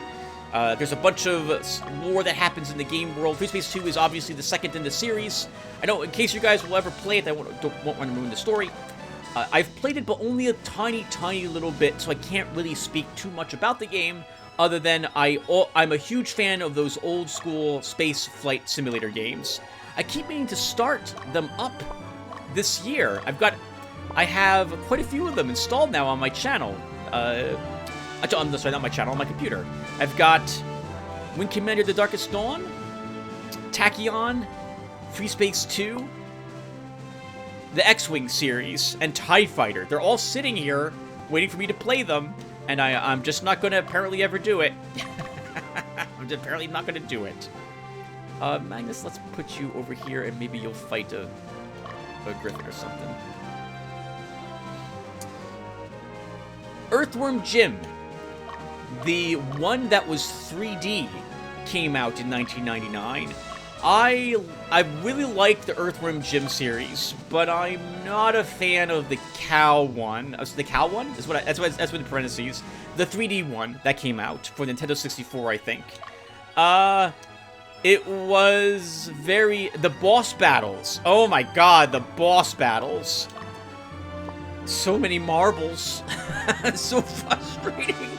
I'm gonna make a statement here that I think is accurate and probably is not. I have to wonder if the designers of these games actually play the games they make, or if they pass on the testing and balance of these games to other people instead. Because I don't know how you came away from the final boss battle against Earthworm Jim thinking that it was fun. That was not fun. Oh my god, one of the most frustrating battles ever. And the ending sucked. ending was I guess the ending was a classic Earthworm Jim ending. If you're familiar with how Earthworm Jim tends to end, it ended the same way in that one. So I guess I can't complain overly much about it, but oh my god, I hated that final battle. Good god, it was just awful. What do you like about the game, Tim? It was more lore. I liked some of the ideas they had in the game. I liked the part with Elvis in particular, when you would have to whip him and he'd say, "Thank you very much." Funny. Very funny. Still has some good music. I still listen to the music that played in the swamps there. And I still listen to the music for the Disco Zombies scenarios there as well, those stages. Good times. I remember the soundtrack for that game actually being really good, now that I think about it. The very first stage in the barnyards were pretty good too. I remember this one, like, Western sounding, not Western? That's wrong. I don't know the way to describe it though, other than that. This one Western tune that used to play that I really liked too. Hey, good luck, Dio. Septerra Core came out in 1999. I liked what that game tried to do with the characters who did or didn't get along with each other. Similar to this game, when characters fought together, depending upon what they had done during the game earlier, they would work better as a team for story-related reasons. And sometimes the characters you brought with you in the same force would fight each other. You wouldn't be able to control them, and they would hit each other as their action for the turn. Septerra Core is a JRPG game. It had a unique world. I remember liking the voice acting for it. I remember it being very grindy, though, and a lot of backtracking back and forth in the game. I never did beat the game, given all the backtracking that was required in it, unfortunately. There was quite a sizable amount of it.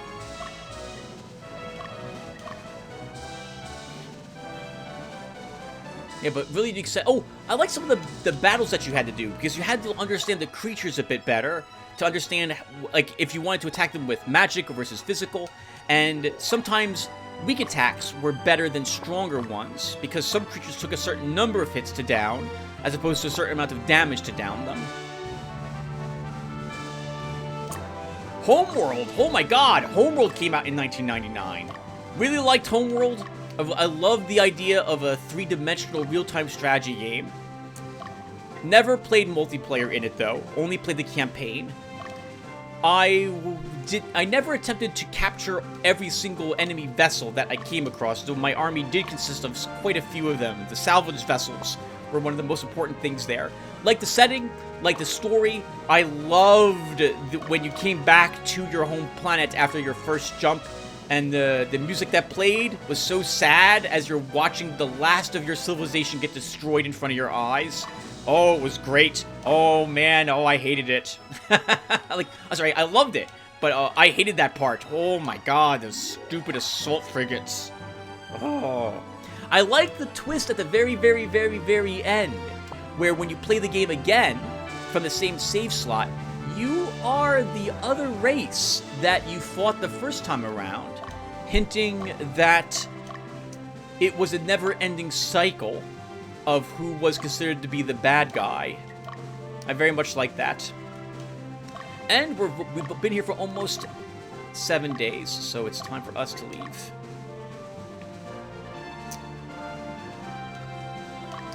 Dismiss. Yep, time for us to leave. Everyone's heading back home.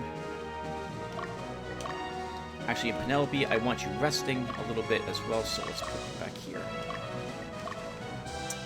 Yeah, really liked Homeworld. I remember liking the second one more because of the story, although I never... And because of the enemy you fought. I'm sorry, not the second Homeworld. Cataclysm, the expansion for the first Homeworld. I never played Homeworld 2. Wasn't there... They made a ground version of Homeworld 2, didn't they? Same world, but the battles took place not... I guess we're going to go back and forth one more time with these guys, too. But the battles didn't take place in space. They took place on the surface of a planet instead. Was it on Hagara? We left Hagara a long time ago. Yeah, but good game. Liked it. Liked the enemies in it. Okay, Belduke. Let's see what you can do against the Blue Dragon. I'll be curious if you can kill it. They have more hit points, and they have more defense. It all depends on how much life it has left over after this. Know your enemy. And Belduke with the kill herself.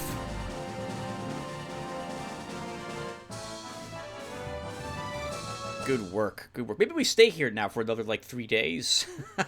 Just so I can keep killing dragons now. Oh, what did they drop? A heal seed. I think dragons, each dragon drops a special type of weapon. It's not a good chance. It's a low chance, but you can get it. I think blue dragons drop ice swords, for example. Alpha Centauri came out in 1999. There's another one that I played. All these ones are ones I played. Let me go ahead and preface that. I mentioned that earlier. Alpha Centauri is a Civilization game. I think it was made by the same people who made Civilization. Took place on the planet Alpha Centauri, and it featured a few new mechanics. I could never really get behind the lore of the game. I didn't understand the different factions in it either, but the idea I got was that your spaceship broke apart over the planet, or there were different factions in the spaceship, and when it finally touched down, they went their separate ways based on their politics. Oh, Belduke! Good luck fighting another blue dragon. I remember the psionic worms in the game. I really liked that you could manipulate the surface of the planet in the game. You could raise up places, like you could make mountains or lower them, and depending upon where and how you did it, this would affect the weather patterns and affect what type of terrain would show up in different areas. I like the idea of you designing different types of systems for your vehicles as well in that. Oh, hey! We got a special weapon! That is a claw, and we are totally going to give that to, who's our ninja? Grumblekin. Grumblekin, you are totally getting that. You know what? I'm going to stick out here a little longer. But not too much longer. Ultra, we rest you. Dismiss. We're going to be heading back, as is Penelope. Dungeon Keeper 2 was out in 1999. I thought it was the first Dungeon Keeper that came out then. That must have come out in the earlier 1990s then, obviously. I think I like the first one more than the second, but I like them both for different reasons. There was a whole lot that transpired in the first Dungeon Keeper, but I don't remember the AI being very good in that one.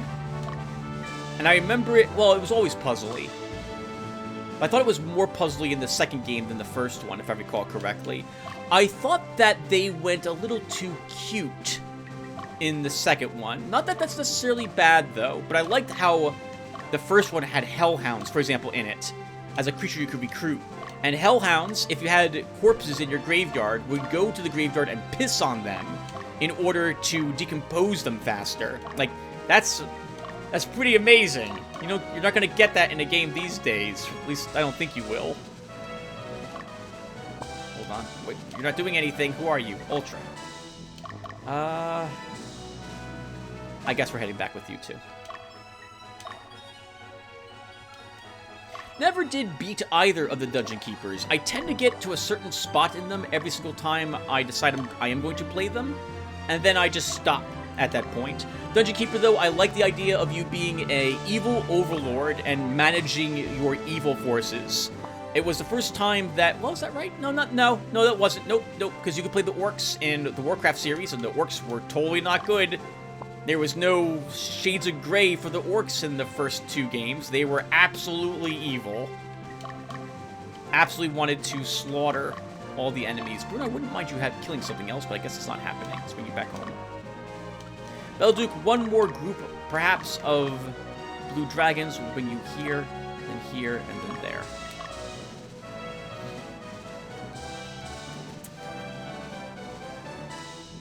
Crap, I was talking about Dungeon Keeper 2. Right, I never... so I like the theme. I like that type of management game very much as well. Different types of rooms that you build in different sizes determine what you get as creatures showing up to your dungeon. Though I will admit, to this day, I feel really bad torturing people.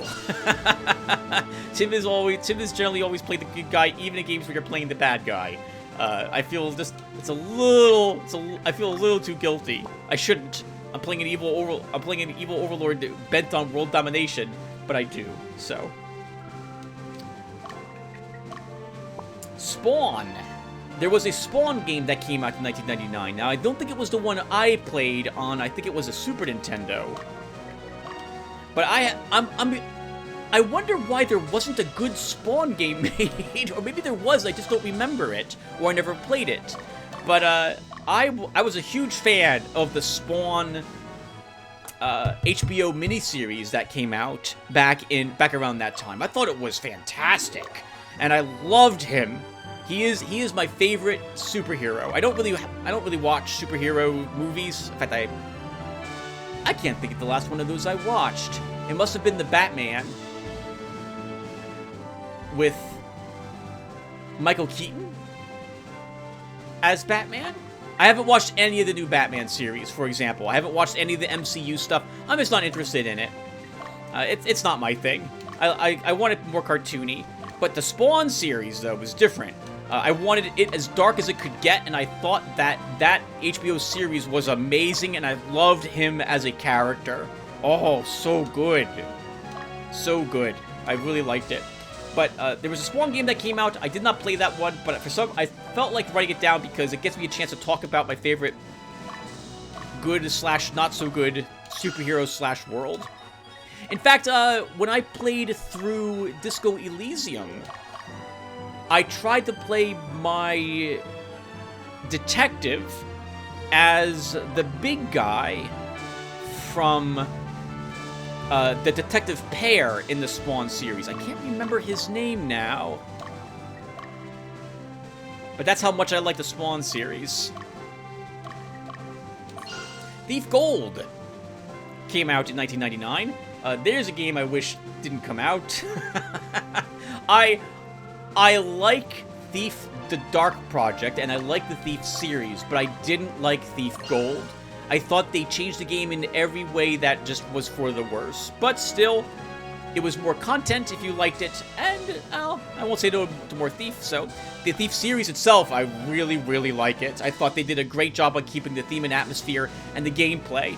No sneaking game, I think, has replicated the same type of atmosphere as the first Thief series has. Those first 3 games were amazing, and nothing has come close to it since.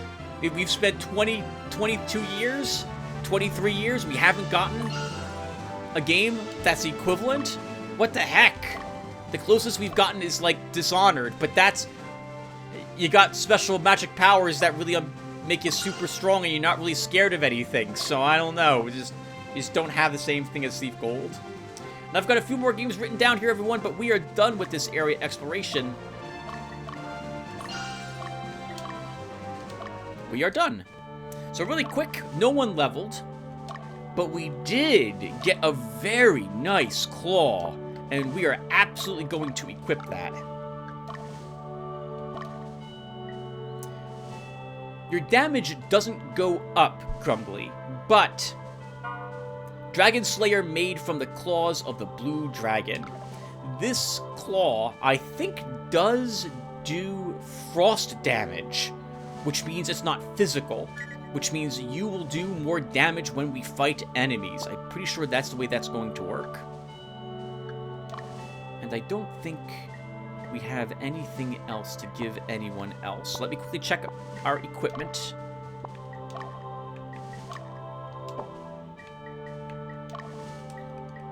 We do, oh sorry, we do have the dragon helm. We should give that to a knight. So Dismas is going to get that, or we can give it to Bumba.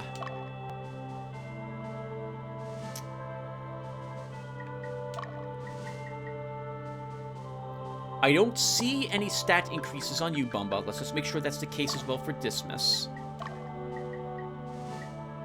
Okay, it's the same for both of you. Let's give it to you, Bumba.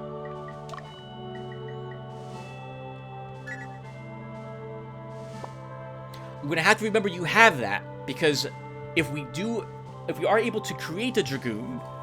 Well, actually, we can just go back and buy another helmet of that sort, so... Actually, as long as we're doing that type of Oh, what the heck did I just do? What did I just do? Okay, I think I just did a sort is all.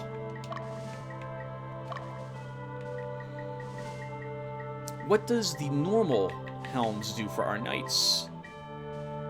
4 resist strike. So this is the same thing, only it also adds resist fire. Okay. Do we have any other special? I don't think we have anything else special. Like equipment-wise. No, I know we don't. We did this earlier. Okay, so... Let me put another break here. We'll come back and do training. And then we'll be ready to do Dardanelles. So give me a few seconds. Alright, everyone. It's time to get some training in now. It certainly took us long enough to reach this particular part of this episode. Alright. I've got 4 people who need training, 4 squadrons. I'd like to get training in on one of those 4 squadrons 3 times if they can prove they're able to handle what's here at Gunther Piedmont. Let's start by sending the group that I want to do it multiple times with in first, and that's Fordham. I don't know how he managed it, but Fordham's level 7, and everything else in his army is much higher level than him. It feels like he somehow lost experience points, because I'm pretty sure he had at least some experience, and not just barely reached level 7. But that seems to be the case. So Fordham's up... Oh. Fordham's up first, and it's going to be 300 for Goth. I think it's worth it. Let's do it.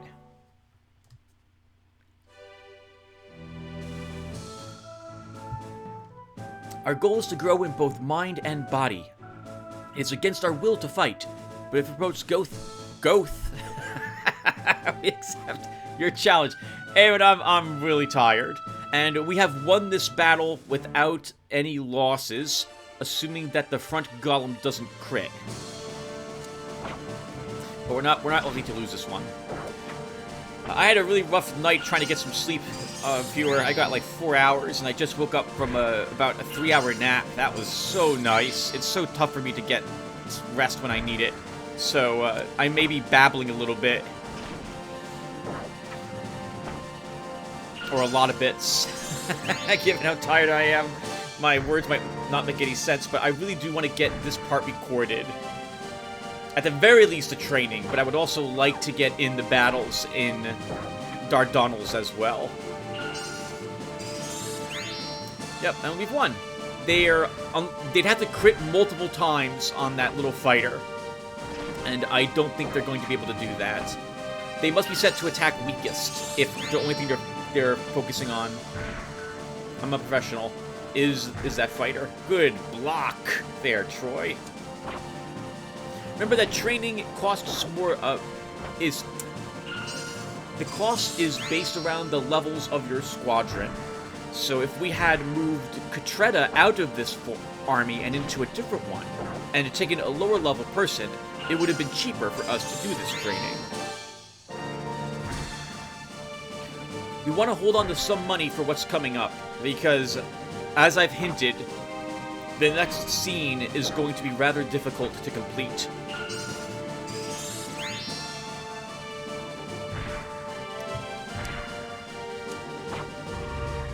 This is a purely physical group here.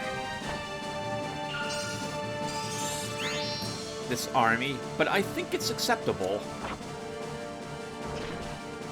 With Troy in the center to take huge hits, a healer to keep people alive. I really want our fighter, Deacon, to level. He needs 37 experience points, which we might get at the end of this fight, because we've just killed 3 enemies, and they'll all be higher level than him. He's one of our last level 6s. Holy crap, 73 experience points! And levels on almost everyone. That was absolutely worth it.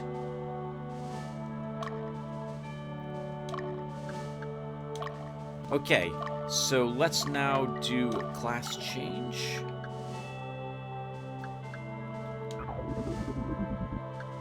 And Deacon can become several different types of things. Oh, but I need funds. Okay. So, why don't we make him into a wizard? He would be fire. We don't have a fire caster, so I think we'll do that. So, I'm going to change Jank into a doll master now. We have all the equipment he needs for that.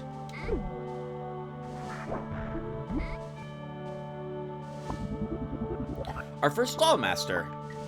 And we'll get his formation changed.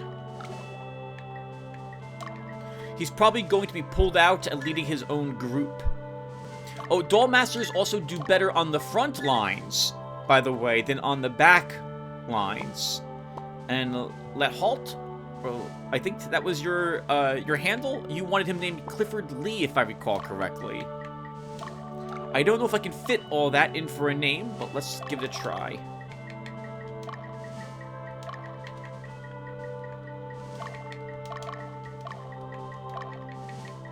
Welcome to the Army. We are incredibly glad to have you enlist, and we thank you for your service. Can't quite fit it. Can't quite fit it, so I guess we can do this. And everyone will just understand that there's another F there. There you go, sir. Now, can we also give you better gear?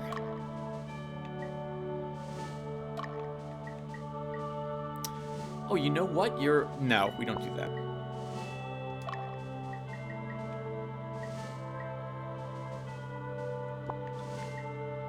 No, we don't have any better gear for you. Okay, so now we can change Deacon into a new class. I would prefer one where I don't have to buy so much equipment. Wizard it is.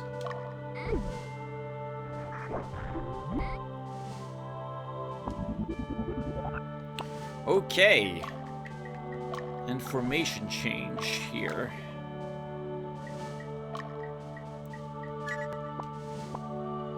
A bit awkward, but we're going to go with that as our position. Our front line's going to have to tank quite a bit more damage now. We'll see how well they do. Okay, more training.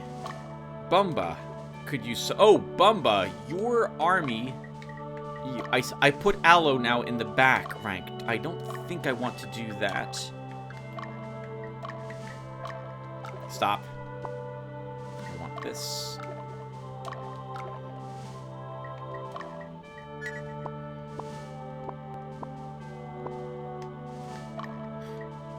She's probably better suited to being in the back rank, doing magic missile attacks, but during training, that little bit of power up can really help you in them. So I'm going to leave her there. Let's do it. Oh, good. This is an easy battle. This is probably a level for everyone in your group, Bumba. We're going to kill all 4 of these. Well, they could crit.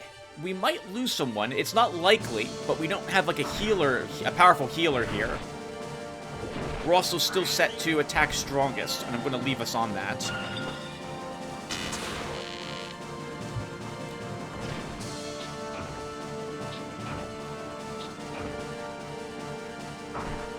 All our damage is spread over the entirety of their army.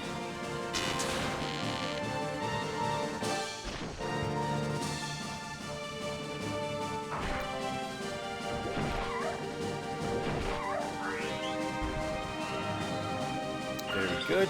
Power up, helping you out, Remy. You will take less damage and hit more often, and do more damage when you hit.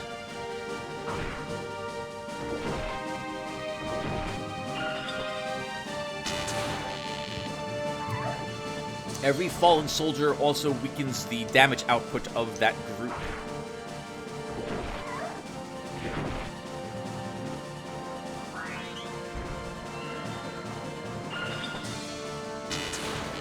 I don't think the kisses from the fairy actually heal any significant amount of hit points, even if you get them much higher level. I think I had a flying group that was good, and another one that was evil, if I recall correctly. The evil group had a gremlin, the good one had a fairy in it. This was many, many years ago. The good one had 2 Vulcans, the bad one had 2 Ravens. Good one had a Griffin, bad one had a Worm. Even though dragons, I think, have wings, I don't think they support flight, if I recall correctly. Nice. Good work, you.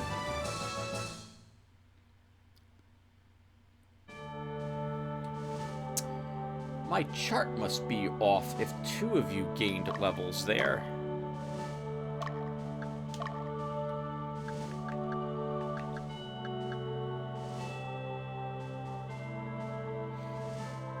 Aloe, you and Aegis both leveled, huh? I must have forgotten to update your experience points, little fairy, because you should not have earned a level. I'll take it, though. I'm very glad for that. Okay. We can still afford to do more training. Let's also put a save here.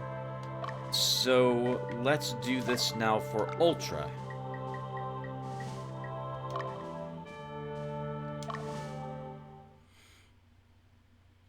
Oh. Oh, crap. This is a tough group. We'll win, but we're going to lose our skeleton here. This is the group that killed the skeleton earlier. I need to interrupt this really quick as well. What's your battle strategy set for? We're going to go attack weakest. Or we're losing that skeleton. I think we're losing him anyway, no matter what I want to do.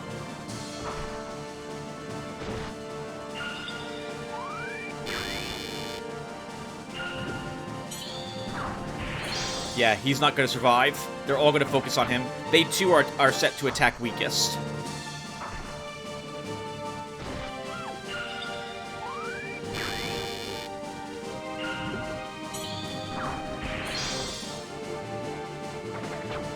The good news, by the way, about witches, as you can see, is that the status effects last multiple rounds of combat during training. So it's really nice to have them present in your army to incapacitate and keep enemies incapacitated for quite some time.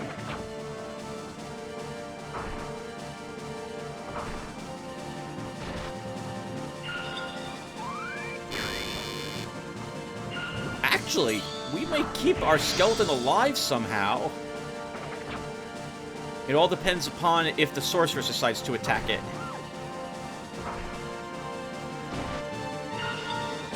If she even gets a chance to attack us. Holy crap. If we're gonna keep that skeleton alive, this is really amazing. Wow, this is really amazing. Everyone leveled in your group ultra. What the heck? Really? Okay, that's really fantastic. And Dismiss needs some training too. So let's go ahead and do that as well. Oh man, we're gonna go down to 1,500 Goth, but we're gonna do it. And this is an easy group, although I am a little worried about the ninja. Actually, no, I'm not. The dragon will be spitting frost at us. As opposed... Oh, and the beast tamer's in the back rank, too. Okay. Not the best squadron formation for them to be in.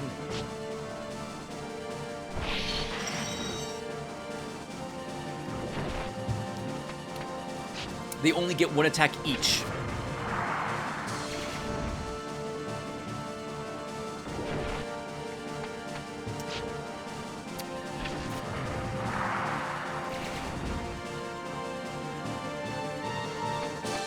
I wonder what their combat strat is set to. I'm guessing it's attack...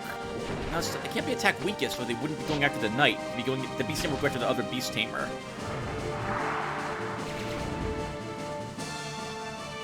When it comes to training, I try to look at what level of experience points, not level, but the actual experience points that they have, to see.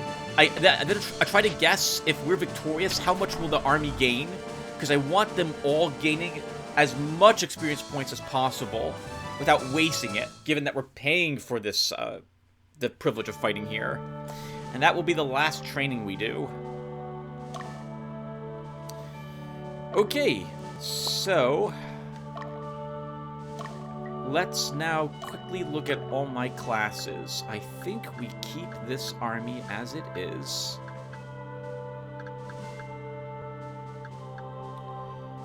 But the only thing I may have wanted to do here was make Aegis a healer, but we're not going to.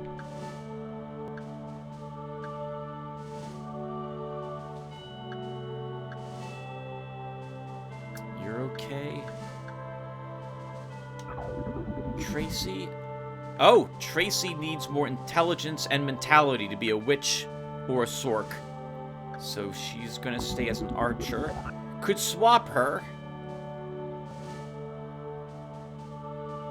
Could swap her, however, and Lisa to tilt their alignments a bit. But I'm intending, I do want Tracy being another caster, so we'll leave her there. Your army will be okay, Belduke. I don't don't like seeing a level 7 fighter here, but that will also have to do.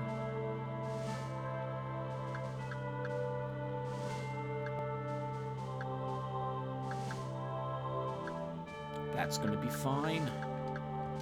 Droid's the only one I might want to change. Let's see.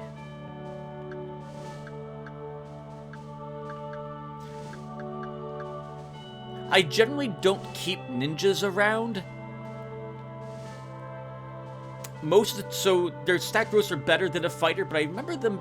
I might be incorrect because I don't have the information in front of me. But I don't think they're as good as other classes. But we don't have the Goth to afford any real other significant amount of gear. Since you are in the front line, and you're an army that's gonna, well, it's gonna lean good.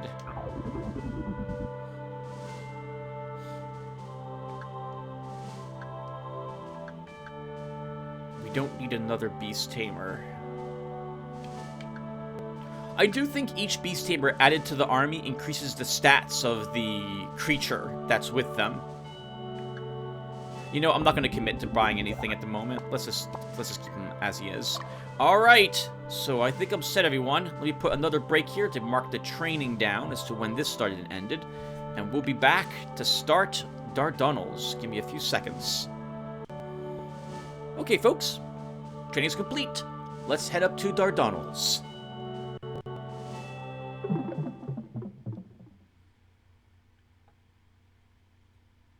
Scene 8, the Infernal Aura.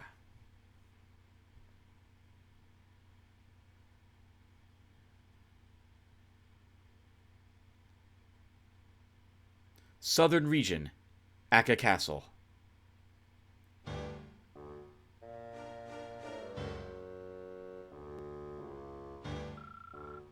It's been a while, Gonzalez. Sir Baldwin! It's nice to see you again. What brings you here? Do you need to take care of some business? The southern region is in terrible condition.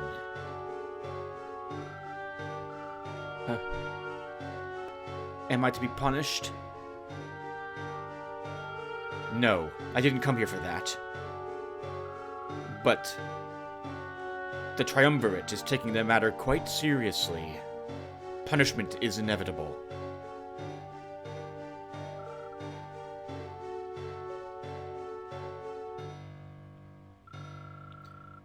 I personally believe that it wasn't completely your fault. And you have been good to me for a long time. There is a way to put a quick end to the revolution and redeem yourself. Are you willing to try it?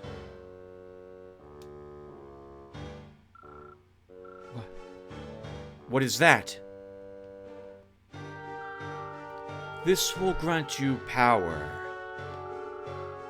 There are some risks involved, though.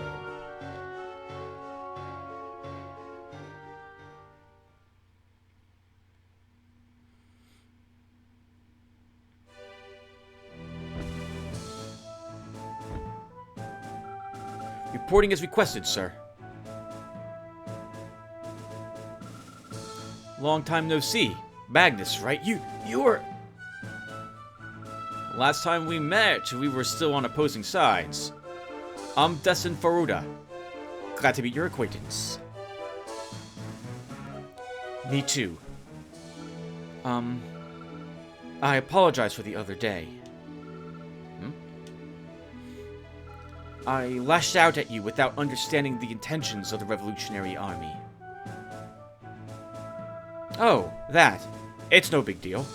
You're here with me, by your own will. That's the important thing. Thank you, Destin. Alright, next topic. There is a reason why we wanted you to come here. Currently, the reinforcements from the Central Division are heading for Akka Castle. I want you to liberate this area and prepare for the encounter with the enemy reinforcements. And at the same time, we will conduct the assault on Akka Castle. I see. Leave this area to me. we're a stalling operation, effectively, to make sure nothing here is able to help lift the siege that Destin and other forces of the Revolutionary Army will be doing at the same time. We're relying on you, Magnus. Now, let me explain the details.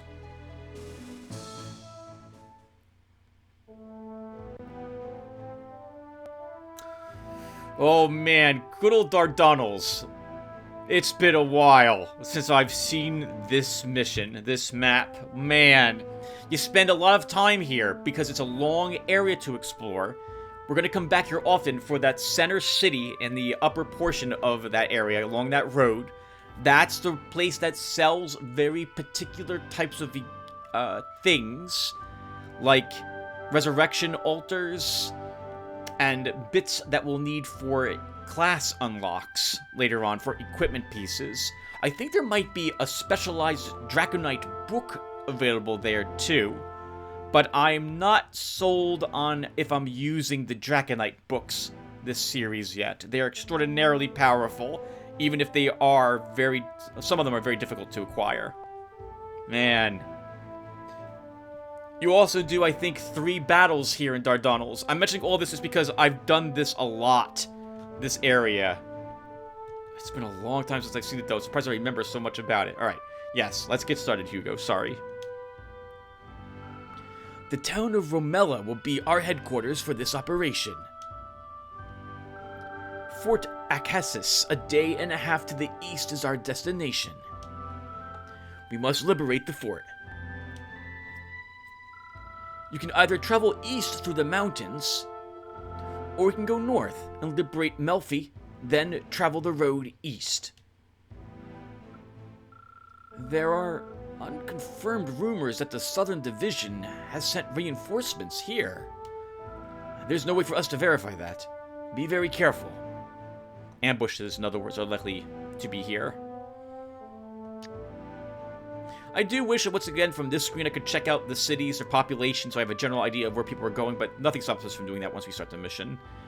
I'm going to be really interested in knowing where the Witch Den is, and I think it's the city to the southwest of the headquarters we're aiming for, if I recall correctly, because I spent a lot of time there too, getting people back on their feet.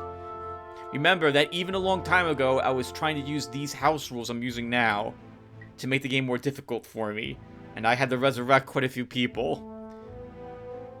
Let's do this.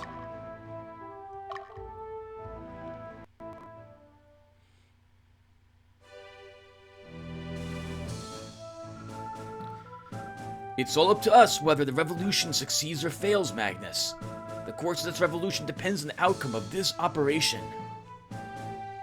That's a lot of trust they're putting into us then. Holy crap.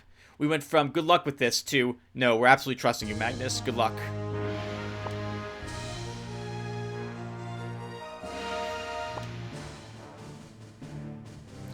Now. Okay. So, let me put a small break here, first off, because I really liked how that intro part occurred, and I don't want to have to redo it. So, when I normally break, by the way, in case you guys are curious, is I cut the recording, do a save to make sure that that video is saved off, and then I pick it back up. That's what I'm doing here, so give me a second. Alright, guys. So, let's go ahead and deploy for the mission. Everyone comes out. And we'll take a look and see what we're fighting down below. I've taken a peek at that army to make sure it doesn't, or to see if it does or doesn't have what I think is we're going to be seeing in this particular scene. And it doesn't, so we can take a quick peek at that and judge who's going to be going over there. But for the rest of these locations, especially when we go out east, I'm going to avoid checking what's inside the enemy armies on screen, because I would like to make it a surprise for you guys. Destro, the Doll Master. I thought he was... What's he doing here? He has some G.I. Joes to kill, if I recall correctly. Level 9 Blue Dragon, Level 9 Doll Master, Level 11 Doll Master. So they're not evil, they're neutral, and they're probably charging us. I guess Fordham can probably handle that group. Fordham, what's in your... You have a healer in that group, right?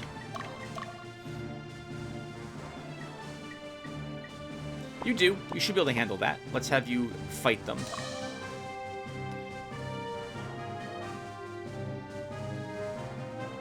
How do I say this? Bungasu? That's gotta be wrong. But here's Bungasu. It's a neutral held territory. Who do I want freeing that? Magnus could probably do so.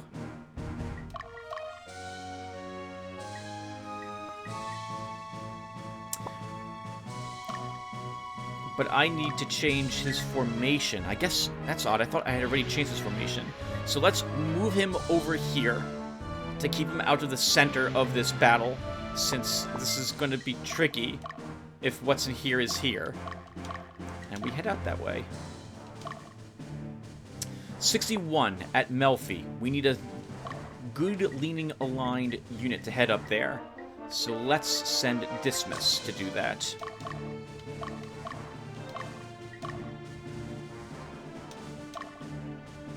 And down here is Adigrat, but we don't want to conquer it. We don't want to capture that province, so we'll just let it stay there. If we don't defeat this group and send them south, they may run to that province and capture it themselves. But remember, we can't liberate a captured province. Not if it's started neutral. Let's unpause, let these people go a little bit. We see that there is a Sork up there. Whatever it is, Dismas, I'm gonna hope that you can handle it. And I'm not gonna check what's inside that enemy army. We'll follow that up, though, with Dio's group. And unpause. Magnus should probably stop moving.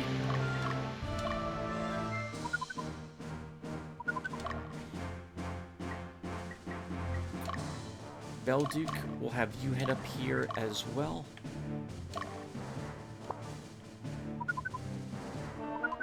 And now Magnus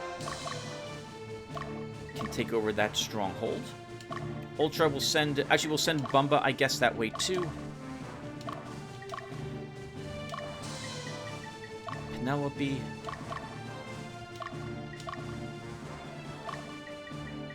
Bruno. Whole mess of people go out in that direction. We're ready to attack. All right, Fordham, let's do it.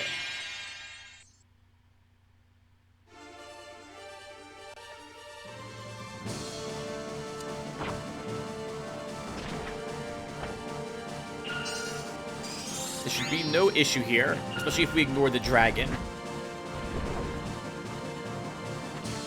Oh! Oh, God! Although we almost lose Troy from an incredible crit. 30-something damage done there. Holy crap.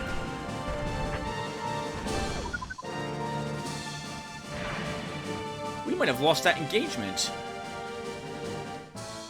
Okay, we did not. Thank God. Wow. That was ridiculous how much damage you took, Fordham. And now he's going to retreat to that city. Okay. You'll have to chase him. Oh, you don't have to, but we're going to chase him.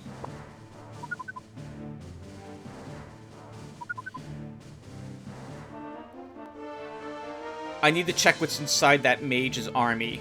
Because I need to know... Well, I think this group does indeed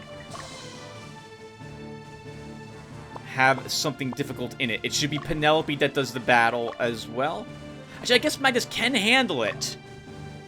Most of these squads can do it, thanks to having a healer in it.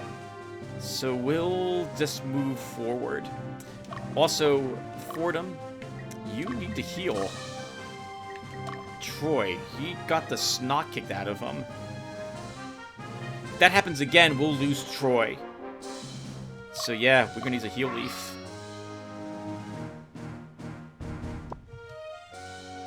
And let's look really quick. What are your orders? Move to the unit. The unit will not deviate from its destination, even if it encounters an enemy unit.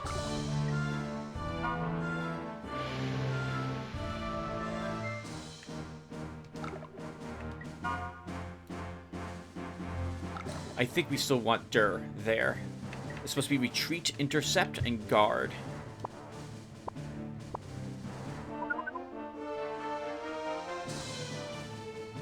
Let's go, boys. Also, Dio, I'm going to have you stay there at the moment. Dismiss, let's change your orders a bit. And we'll have you do hit.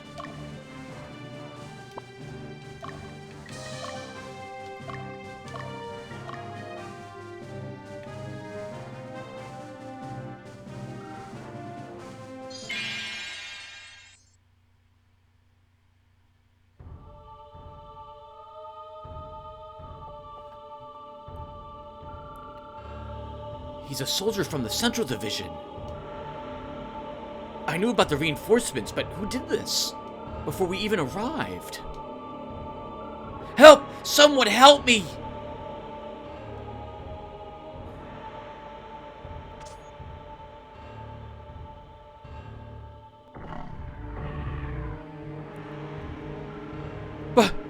Bastards!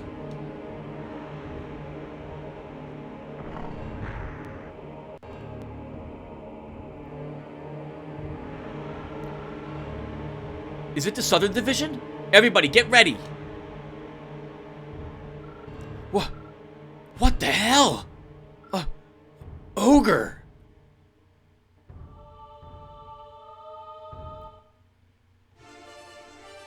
Ogres! We'll take a... Oh no! We'll take a look at the ogres soon.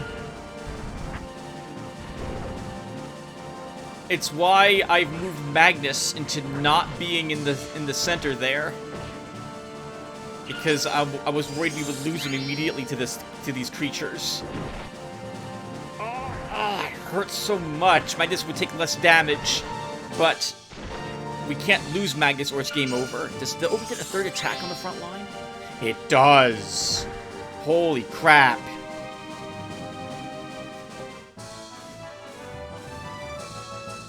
Alright, so the good news is that because we fought an ogre, I can now take a look at all the rest of the enemy squadrons. We should take a look at ogres. It's our first ogres together. We have other things here too. Dick the Goblin. Goblins are effectively like fighters. I don't remember them being particularly strong. They get 2 attacks on the very front line, and I think that's basically it. They are stronger than fighters, but fighters are the upgraded soldier. Soldiers are the groups of 3 troops bouncing up and down, so they're not very strong, but they have more hit points than I think that a fighter of that level would have. Promieth, an ogre. Good hit points, good defense, so they're like a golem, effectively. Actually, I suppose that's a good way to look at them. Good physical defenses, tons of damage, more than an ogre does. Less accurate than even a golem. And Magnus, I have to think about what I'm going to do with you now. You killed the enemy leader. I'm going to pull you back and you're going to heal up at home.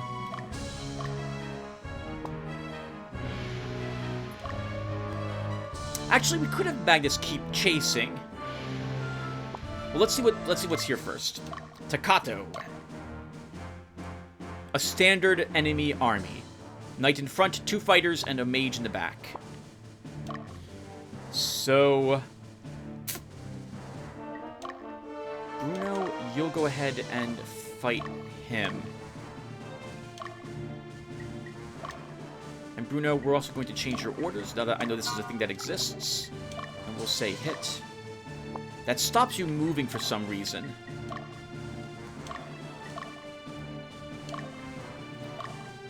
Magnus, yeah, let's move you back home.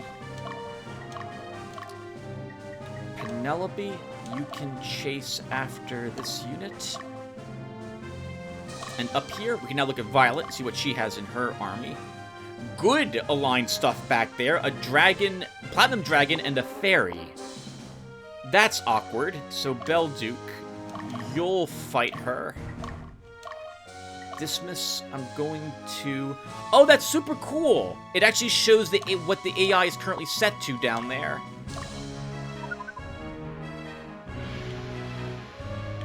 I like that. That's a hint that, hey... Oh, hold on a second. Fordham, what's happening here? A Hellhound and 2 Goblins are with that group. That's a little too tough. Fordham, you'll move back up here then. And we'll send Bumba down here to get ready to intercept that group that's moving up. Ultra, you'll move down. Bruno, what are you doing, Bruno? Oh, Bruno's charging the knights. Let's see from there, though.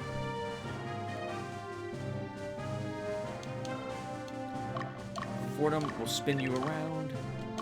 The enemy's far away. We can probably afford to rest you. We should take a look at what's... Oh, we have another enemy approaching the city up top. What's this stronghold? 46.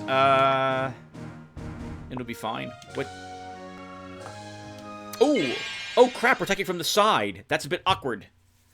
Yeah, the dragon's up front. That's not where we wanted it. I mean, it'll have to do.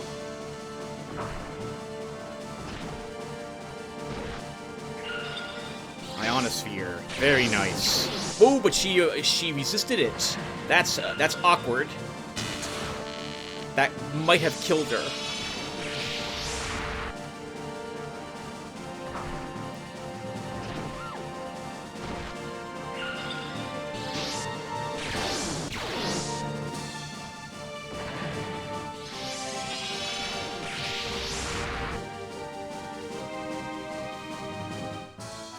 Good work, Belduke.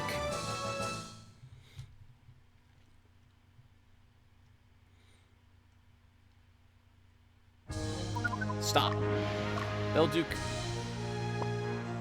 That city was looking slightly good. Let's send you up there. What does this sorceress consist of? 2 dragons and a sork. Dio can probably handle that enemy group. I'm going to try to get him to leave the road and intercept there. Dismiss, you liberate the stronghold. Penelope, I guess we're going to just have you camp so that you don't draw that knight out of that city.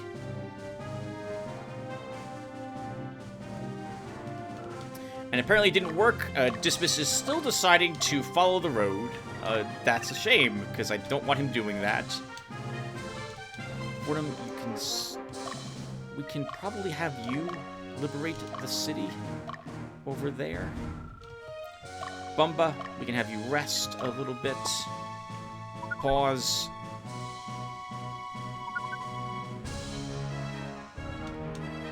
Yeah, this is what I thought was going to happen. Okay. Oh, Dio, you're such an idiot. I wanted you going right towards the enemy, and you're not going to do that. You're going to take the roadways. The Platinum Dragon is on the front rank. But the Platinum Dragon's damage, to my knowledge, is not... its physical attacks are not considered blessed. So I don't think we're in any danger of losing our skeleton.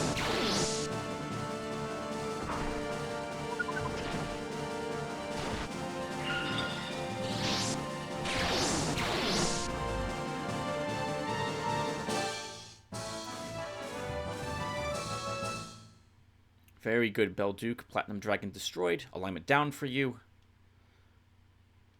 Holy crap!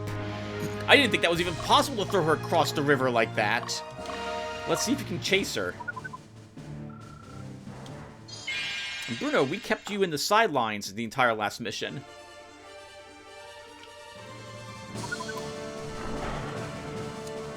Oh, good crit. Good crit.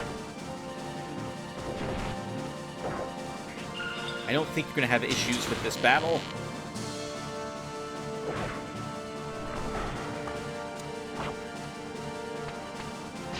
Although we won't kill anyone.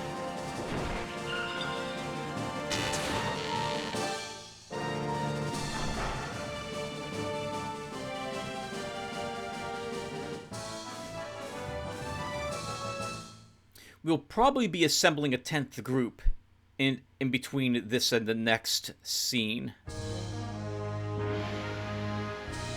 Oh god. Alright, Ultra, stay there. Bumba, break camp. And I'm going to change your battle strategy. I would normally prefer attack strongest, but that Hellhound's going to destroy you? You don't have a healer. Yeah, we gotta change your battle strategy for this. So we'll have you just do autonomous.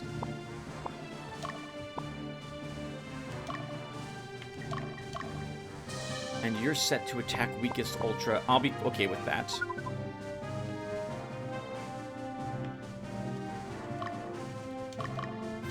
Fordham. I need that stronghold captured. Bruno, we're just gonna... Can you stay here? You can. Dio, she's right in front of you. Let's have you fight her.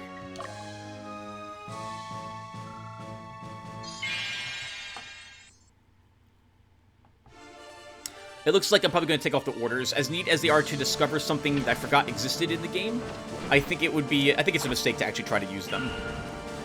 Note that when Grumble hit the mage, that it flashed blue for the damage. That's a hint as to the type of damage that is being dealt. So that's water-based damage.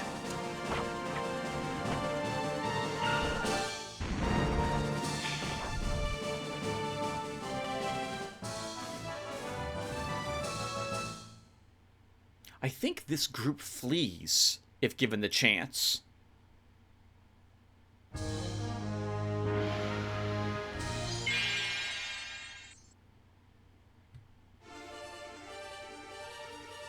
Yeah, we'll kill... Yeah, at least 2 of them here with your group, Bruno. Good work. I think maybe the whole group dies. Is that right? I think it does. Now with that crit. No, not quite.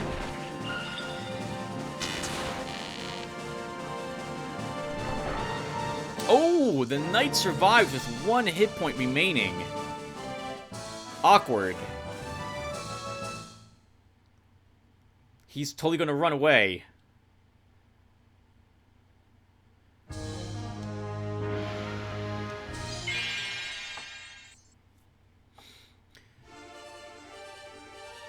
Oh man, that's a lot of damage in the front line too. Good luck. Oh, I'm glad to have that happen before the enemy gets to attack, but I wish it was on a knight and not on you, Remy, because that knight to the left is going to take a lot of damage.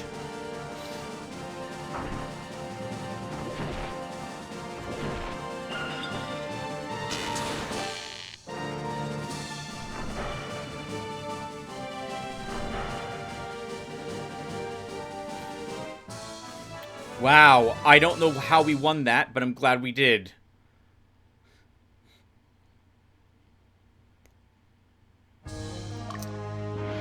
Bumba, we're going to use some items on you.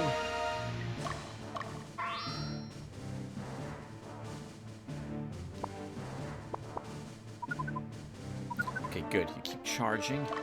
Bruno, let's have you deal with this.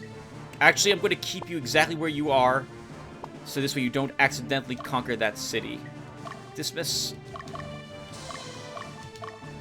Send you back. I'm gonna undo those order things I did, everyone. Sorry about this.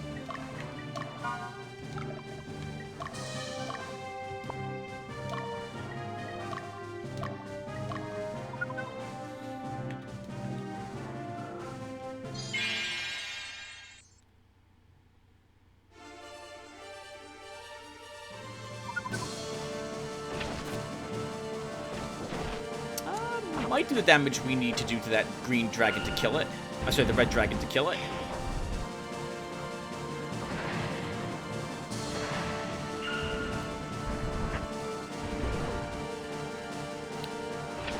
Might be a little close, though. Nope, we killed that one, that's for sure.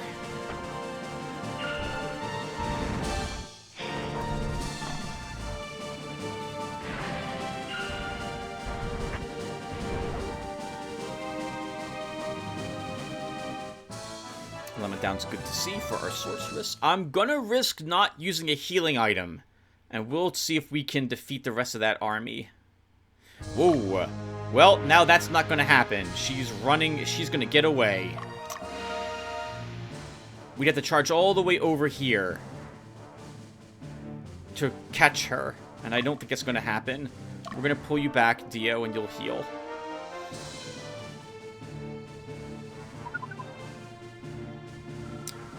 Oh, that was interesting.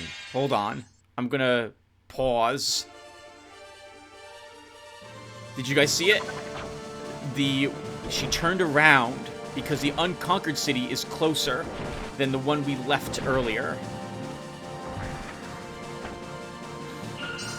Penelope, I think your group can absolutely handle this, thanks to the ogre being in the back rank.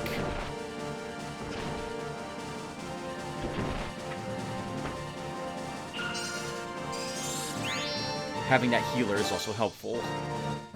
Good work, good work. That will throw them across the map, though.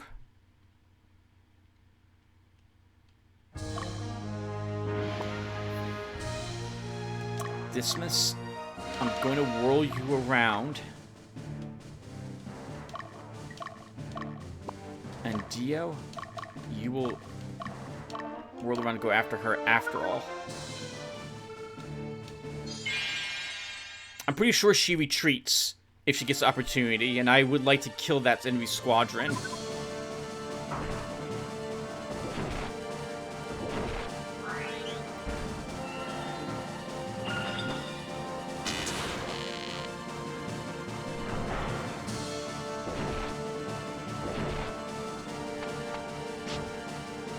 We really need their leader destroyed. So the dog was doing 22 damage. Now it does 21. And 20. So it looks like it's a 10% damage increase. With the leader destroyed, this group now also flips when we fight it, because it's going to be running away. Bumba, let's have you go back home and heal. Ultra, you'll... We can, I guess, send Magnus here. Fordham comes back down.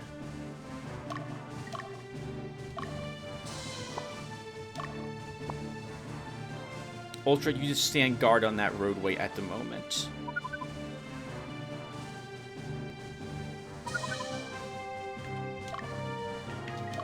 Belduke, I'm going to rest you, so this way you're healed up a little bit. Get your stamina back. Dismiss, you can rest outside here. Not that you really need it.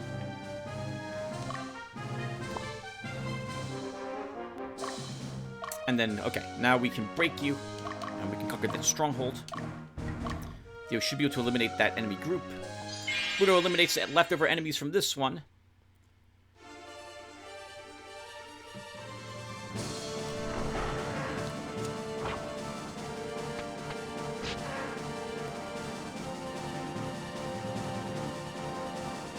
Nice. Levels for everyone. Good work, Bruno.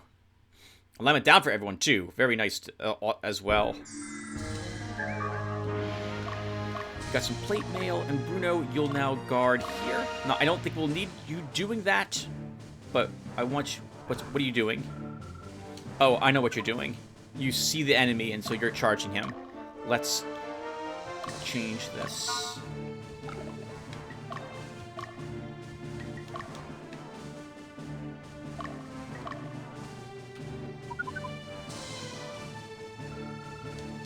Dio, kill her. What's this consist of again?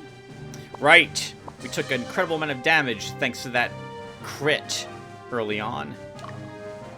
Ultra. Are you hurt? You are perfectly fine.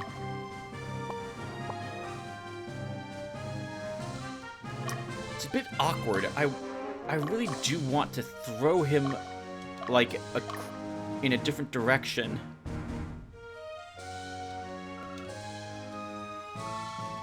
And not back across that bridge again, but I'm pretty sure we're going to do exactly that.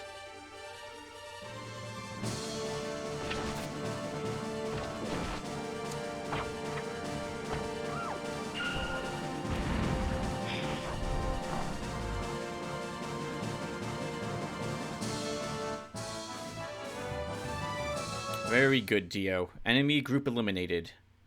Let's pull you back now to the city, and you can rest up there. We got a heal seed, and we see a witch over there that I can't quite look at yet, because we have a fight here instead.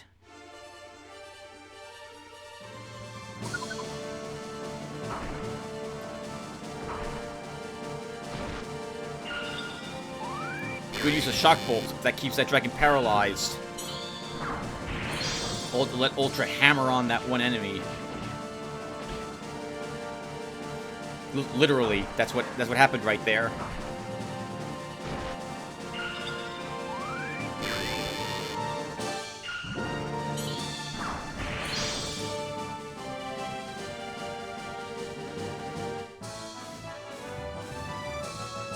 And with that Ultra, that pretty much guarantees that Fordham can handle at least the rest of that enemy group. What's this one consist of? Okay, so Ultra. I'll send you back here. Bruno, I'm actually going to keep you in this area because I'm going to need you for the final battle, I think.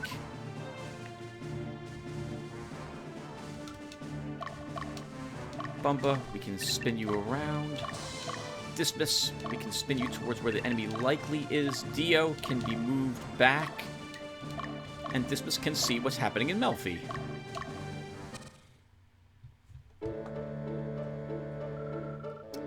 You're going to Latinum? You aren't? This is the crossroads of Dardanelles, connecting Alba, Capatrium, and Latinum. It's a melting pot of peoples and cultures. You have to pass through here if you want to go anywhere in Palatinus.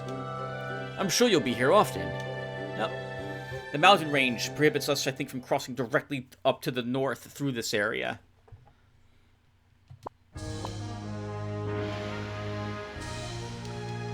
Yep, chase him down!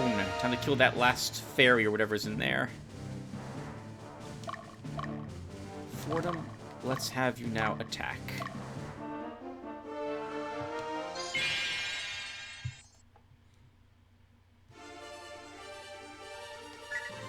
What's your battle strategy? That's fine. You're one of the three groups that has attack leader.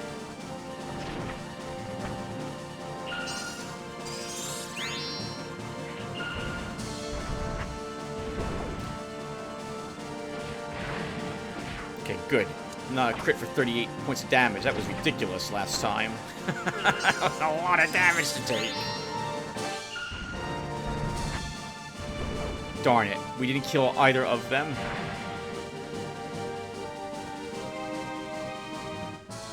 Once again, I prefer destroying enemy squadrons piecemeal, one unit at a time, when possible. Oh, God!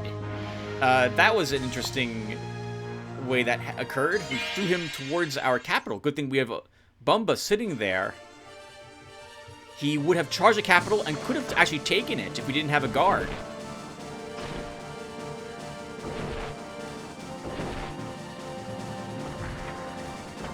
I'm expecting the ogres to miss, and they're not.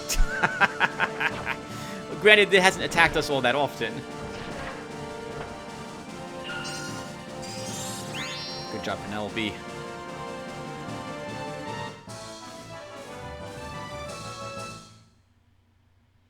Delicious alignment up.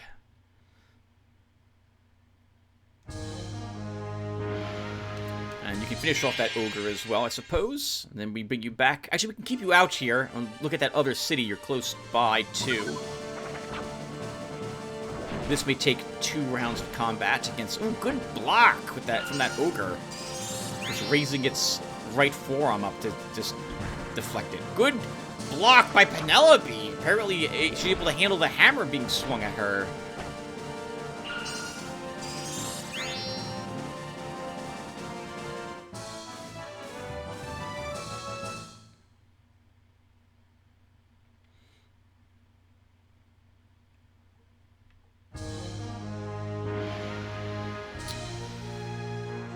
It would have been close, but I'm pretty sure Ultra would have been able to defeat, get to this stronghold in time to stop him from taking it. I think. Bruno, let's have you advance here as well.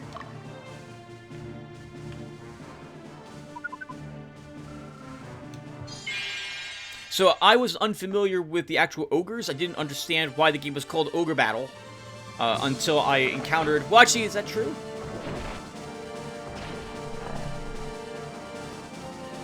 This is obviously your first... Oh, nice. Everyone in Penelope's group leveled up. I hope you all needed that experience points, though, because if you just won, that was a fantastic waste of, like, 50 experience points there at the very end.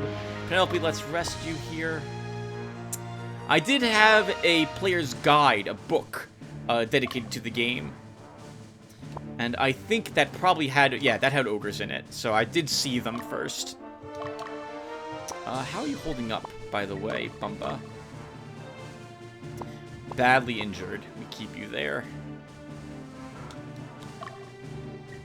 Ultra sits there and rests. Alright! Bungazoo has been liberated.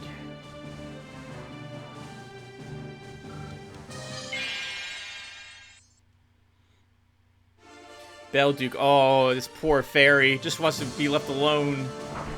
Shouldn't have joined up with demons then.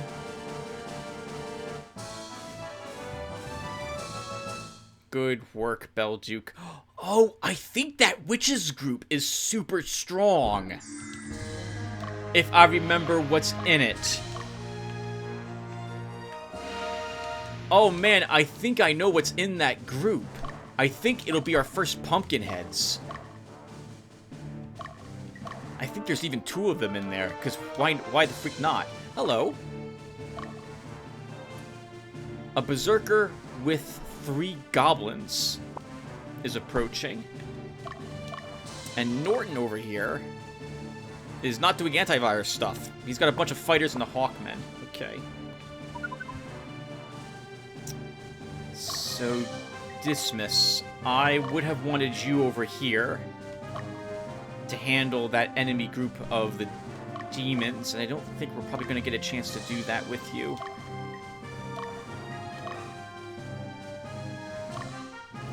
Belduke, let's have you sit at this stronghold and guard it.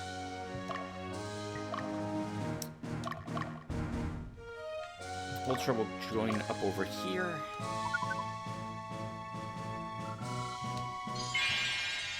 And Fordham hunts down these 2.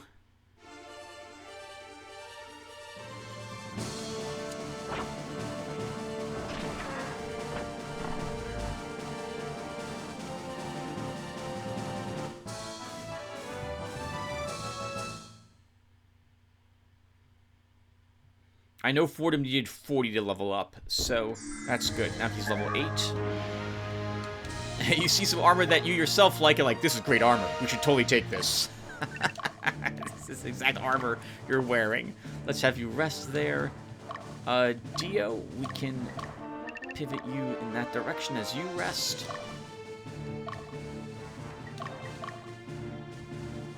Bumba, I want you healing. Oh, hello! You're coming after Penelope.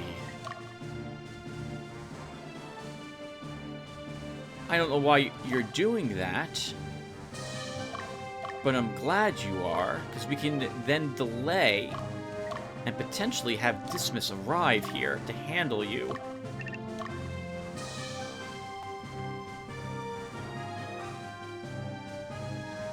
Oh, wait, what's this here? Dylan, a doll master with an ogre and a golem here. That's kind of rough. There's no way you can handle that, Dismas. Without a healer, you're gonna just lose that ninja. Let's pull you up over the mountain now and try to get away from that.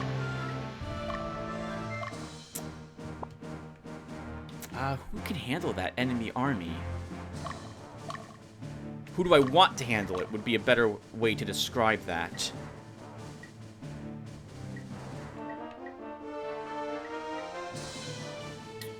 We can have Dio's group do the battle.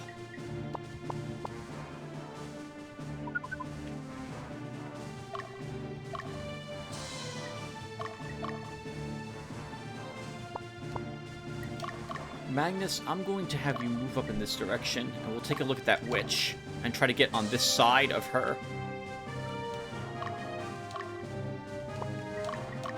Fordham, how is your army holding up? You could probably use more experience points. So let's have you come up this way as well. And in the meantime, Bumba, fully healed. Let's have you head down here to defeat that other enemy group. Minerva. Pumpkinheads. I'm right. Okay. Oh, God. We haven't seen Pumpkinheads yet either. Pumpkinheads are not, though, an ogre-type creature. They're not a demon from the netherworld like the goblins and the ogres themselves are. This is a really difficult group to defeat. We may need Belduke and or Bruno here to win this fight. And it's not going to be Magnus who wins this. I'd like to keep the Pumpkinheads a surprise, because I don't think you guys have... If you haven't seen this game before, you will be unfamiliar with what Pumpkinheads do.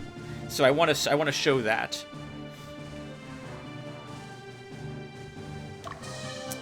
Tim, I don't know if all these groups can afford to be running in the directions they are currently running in. Because you're leaving your city undefended entirely.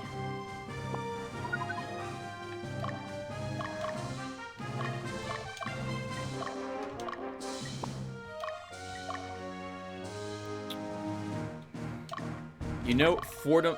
I really want Fordham to get some experience points, so I kind of need him to go up in this direction.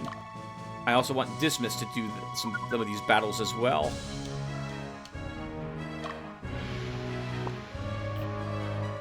I am a little nervous, though, that army will just run towards our capital. Ultra, I'm sorry, Ultra, we're sending you back over here.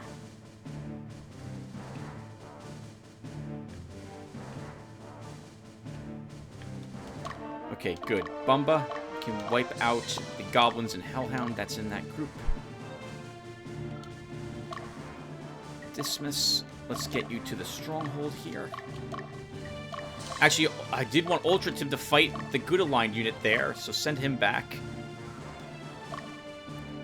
You know, we can rest you, I think, safely there.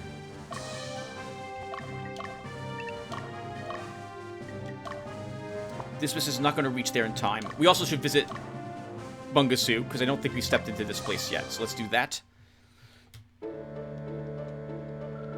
The Central Division has sent reinforcements. You afraid? What are you going to do? Are you really going to liberate Platinus? The reinforcements consisted of demons, so that's not going to do much for the morale of the forces here, the civilians.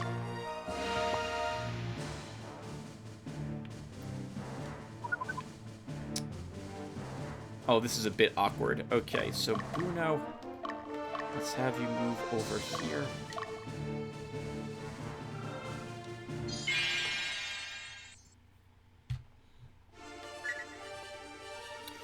Bumba, we can put your battle strategy now back to attack strongest.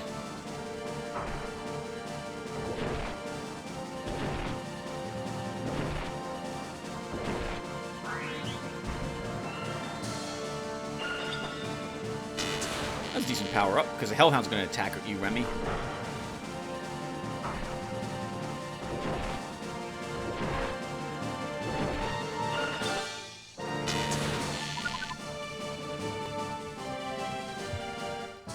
We're going to kill both of them.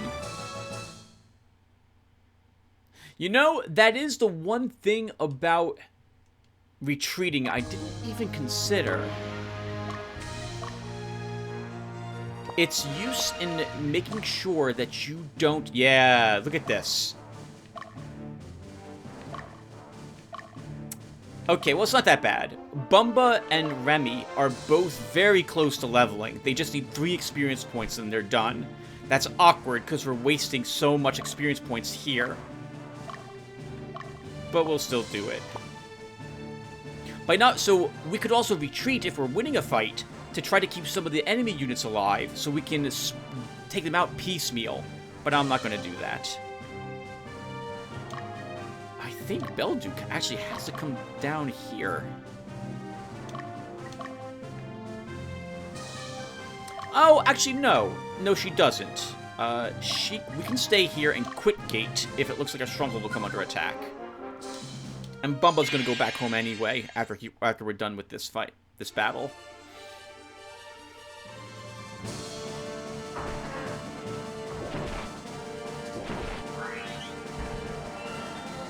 Man, that knight on the left-hand side is just not very accurate, whoever that is. Good guard, Remy. Alright, there you go. Got the kill that counted.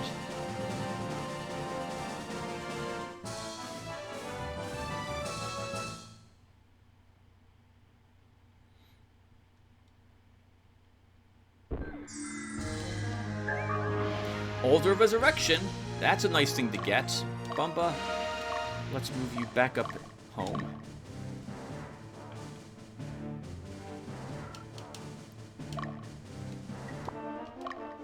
Oh, Dismiss, you're going to be exhausted.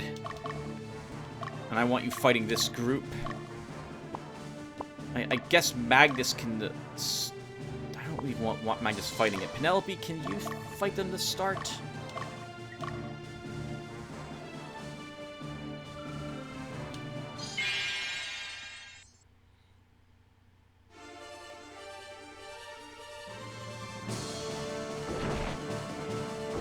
I can't remember if the goblins on the second rank get 2 attacks per round. I guess we'll find out right here.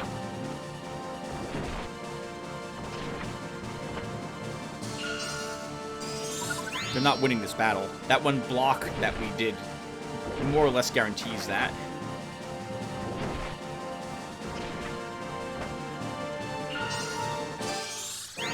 No, they don't. They don't get another attack there.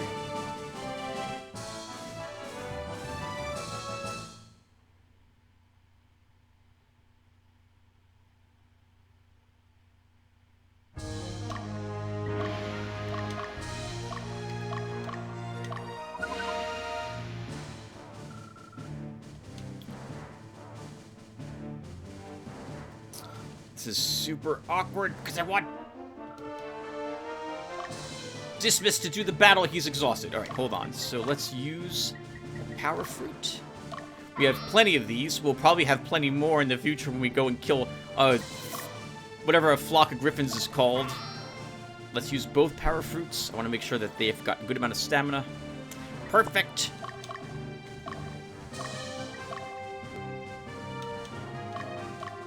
Bruno, you face that way and watch for that sorceress.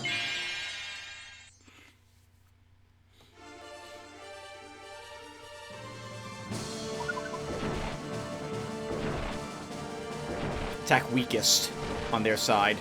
Annoying.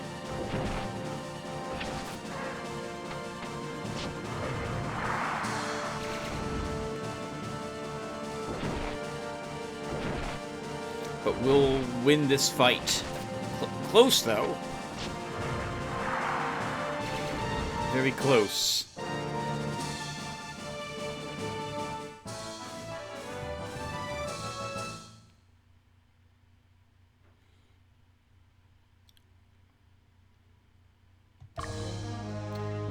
And now with the leader destroyed, we can just leave him there and not worry about him. And we can keep you in the stronghold. Fordham. Let's have you move over here as well. This is an ogre in this group, right? Ogre, Golem, Dollmaster. That's a pretty nasty group. That's a lot of frontline attacks. I don't think Dio survives.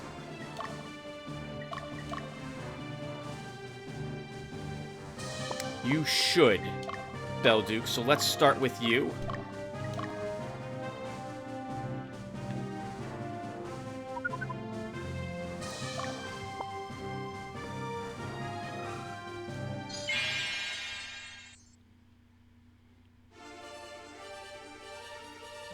If we're set to it, yeah, if we're set to attack weakest, which I believe Belduke is, then that means we're killing that leader.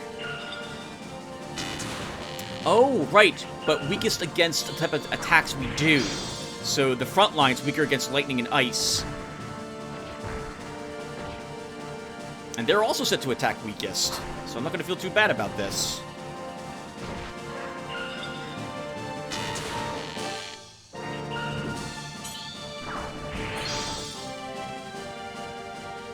That guy crits, we're losing that berserker.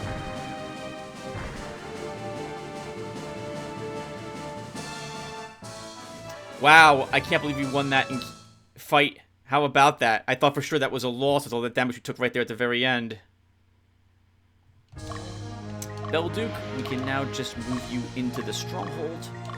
And Dio can be the one to, I think, wrap this up. I want to look at his experience points. Yes, absolutely, you do that.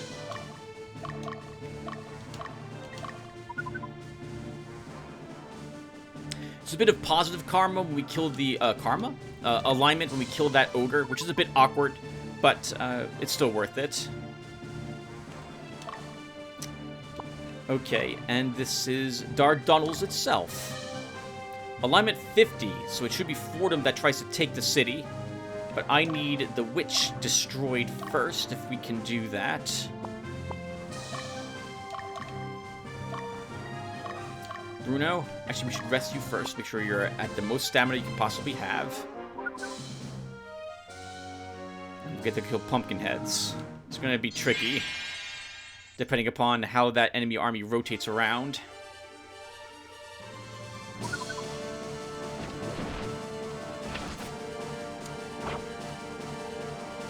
Oh, 27 damage. Thankfully, that's the only attacks we'll get in the very back rank. Oh, you do decent damage, Shannon, against that ogre with your earth attack. Wouldn't have thought that would be the case.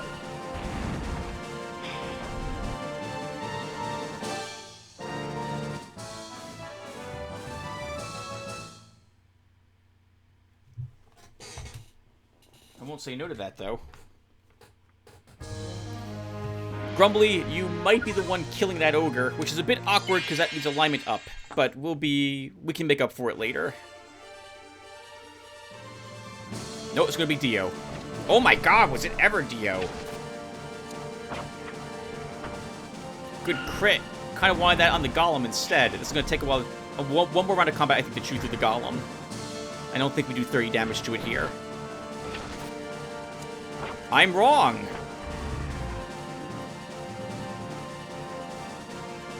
Nice. And more levels. Precious, precious levels.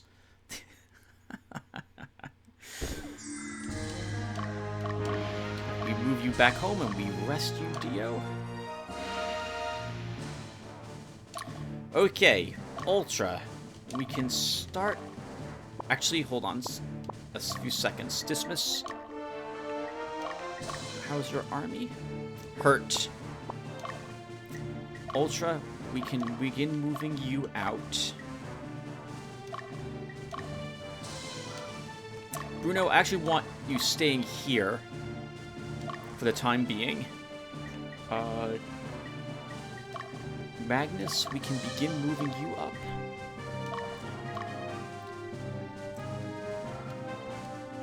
Fordham finds a heal seed. Fordham, we can now rest you. Dio, we can spin you around. Bumble, you're guarding home. You've just re-arrived. Cool. Let's spin you. Oh, this is a shop, by the way. I just realized that. What's in the shop? Valkyrie gear. Gear for a phalanx as well. Uh-oh. Thunderstorm outside. So I'm going to... I just heard a crack of thunder. So I'm going to need to cut the recording here, everyone. I apologize. But if I lose power, this recording becomes invalid, and I have to reshoot the entire thing. So let's stop here. Which I kind of want Magnus to get in front of this guy. Magnus, well, hold on.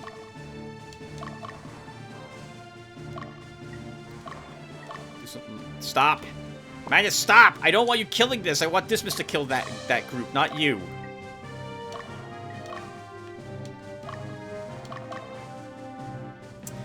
Oh, this is gonna be super awkward. Alright, hold on here. Bruno, we need to move you here to stop that army from fleeing. But I need to stop recording. I really do. So I'll be right back, everyone.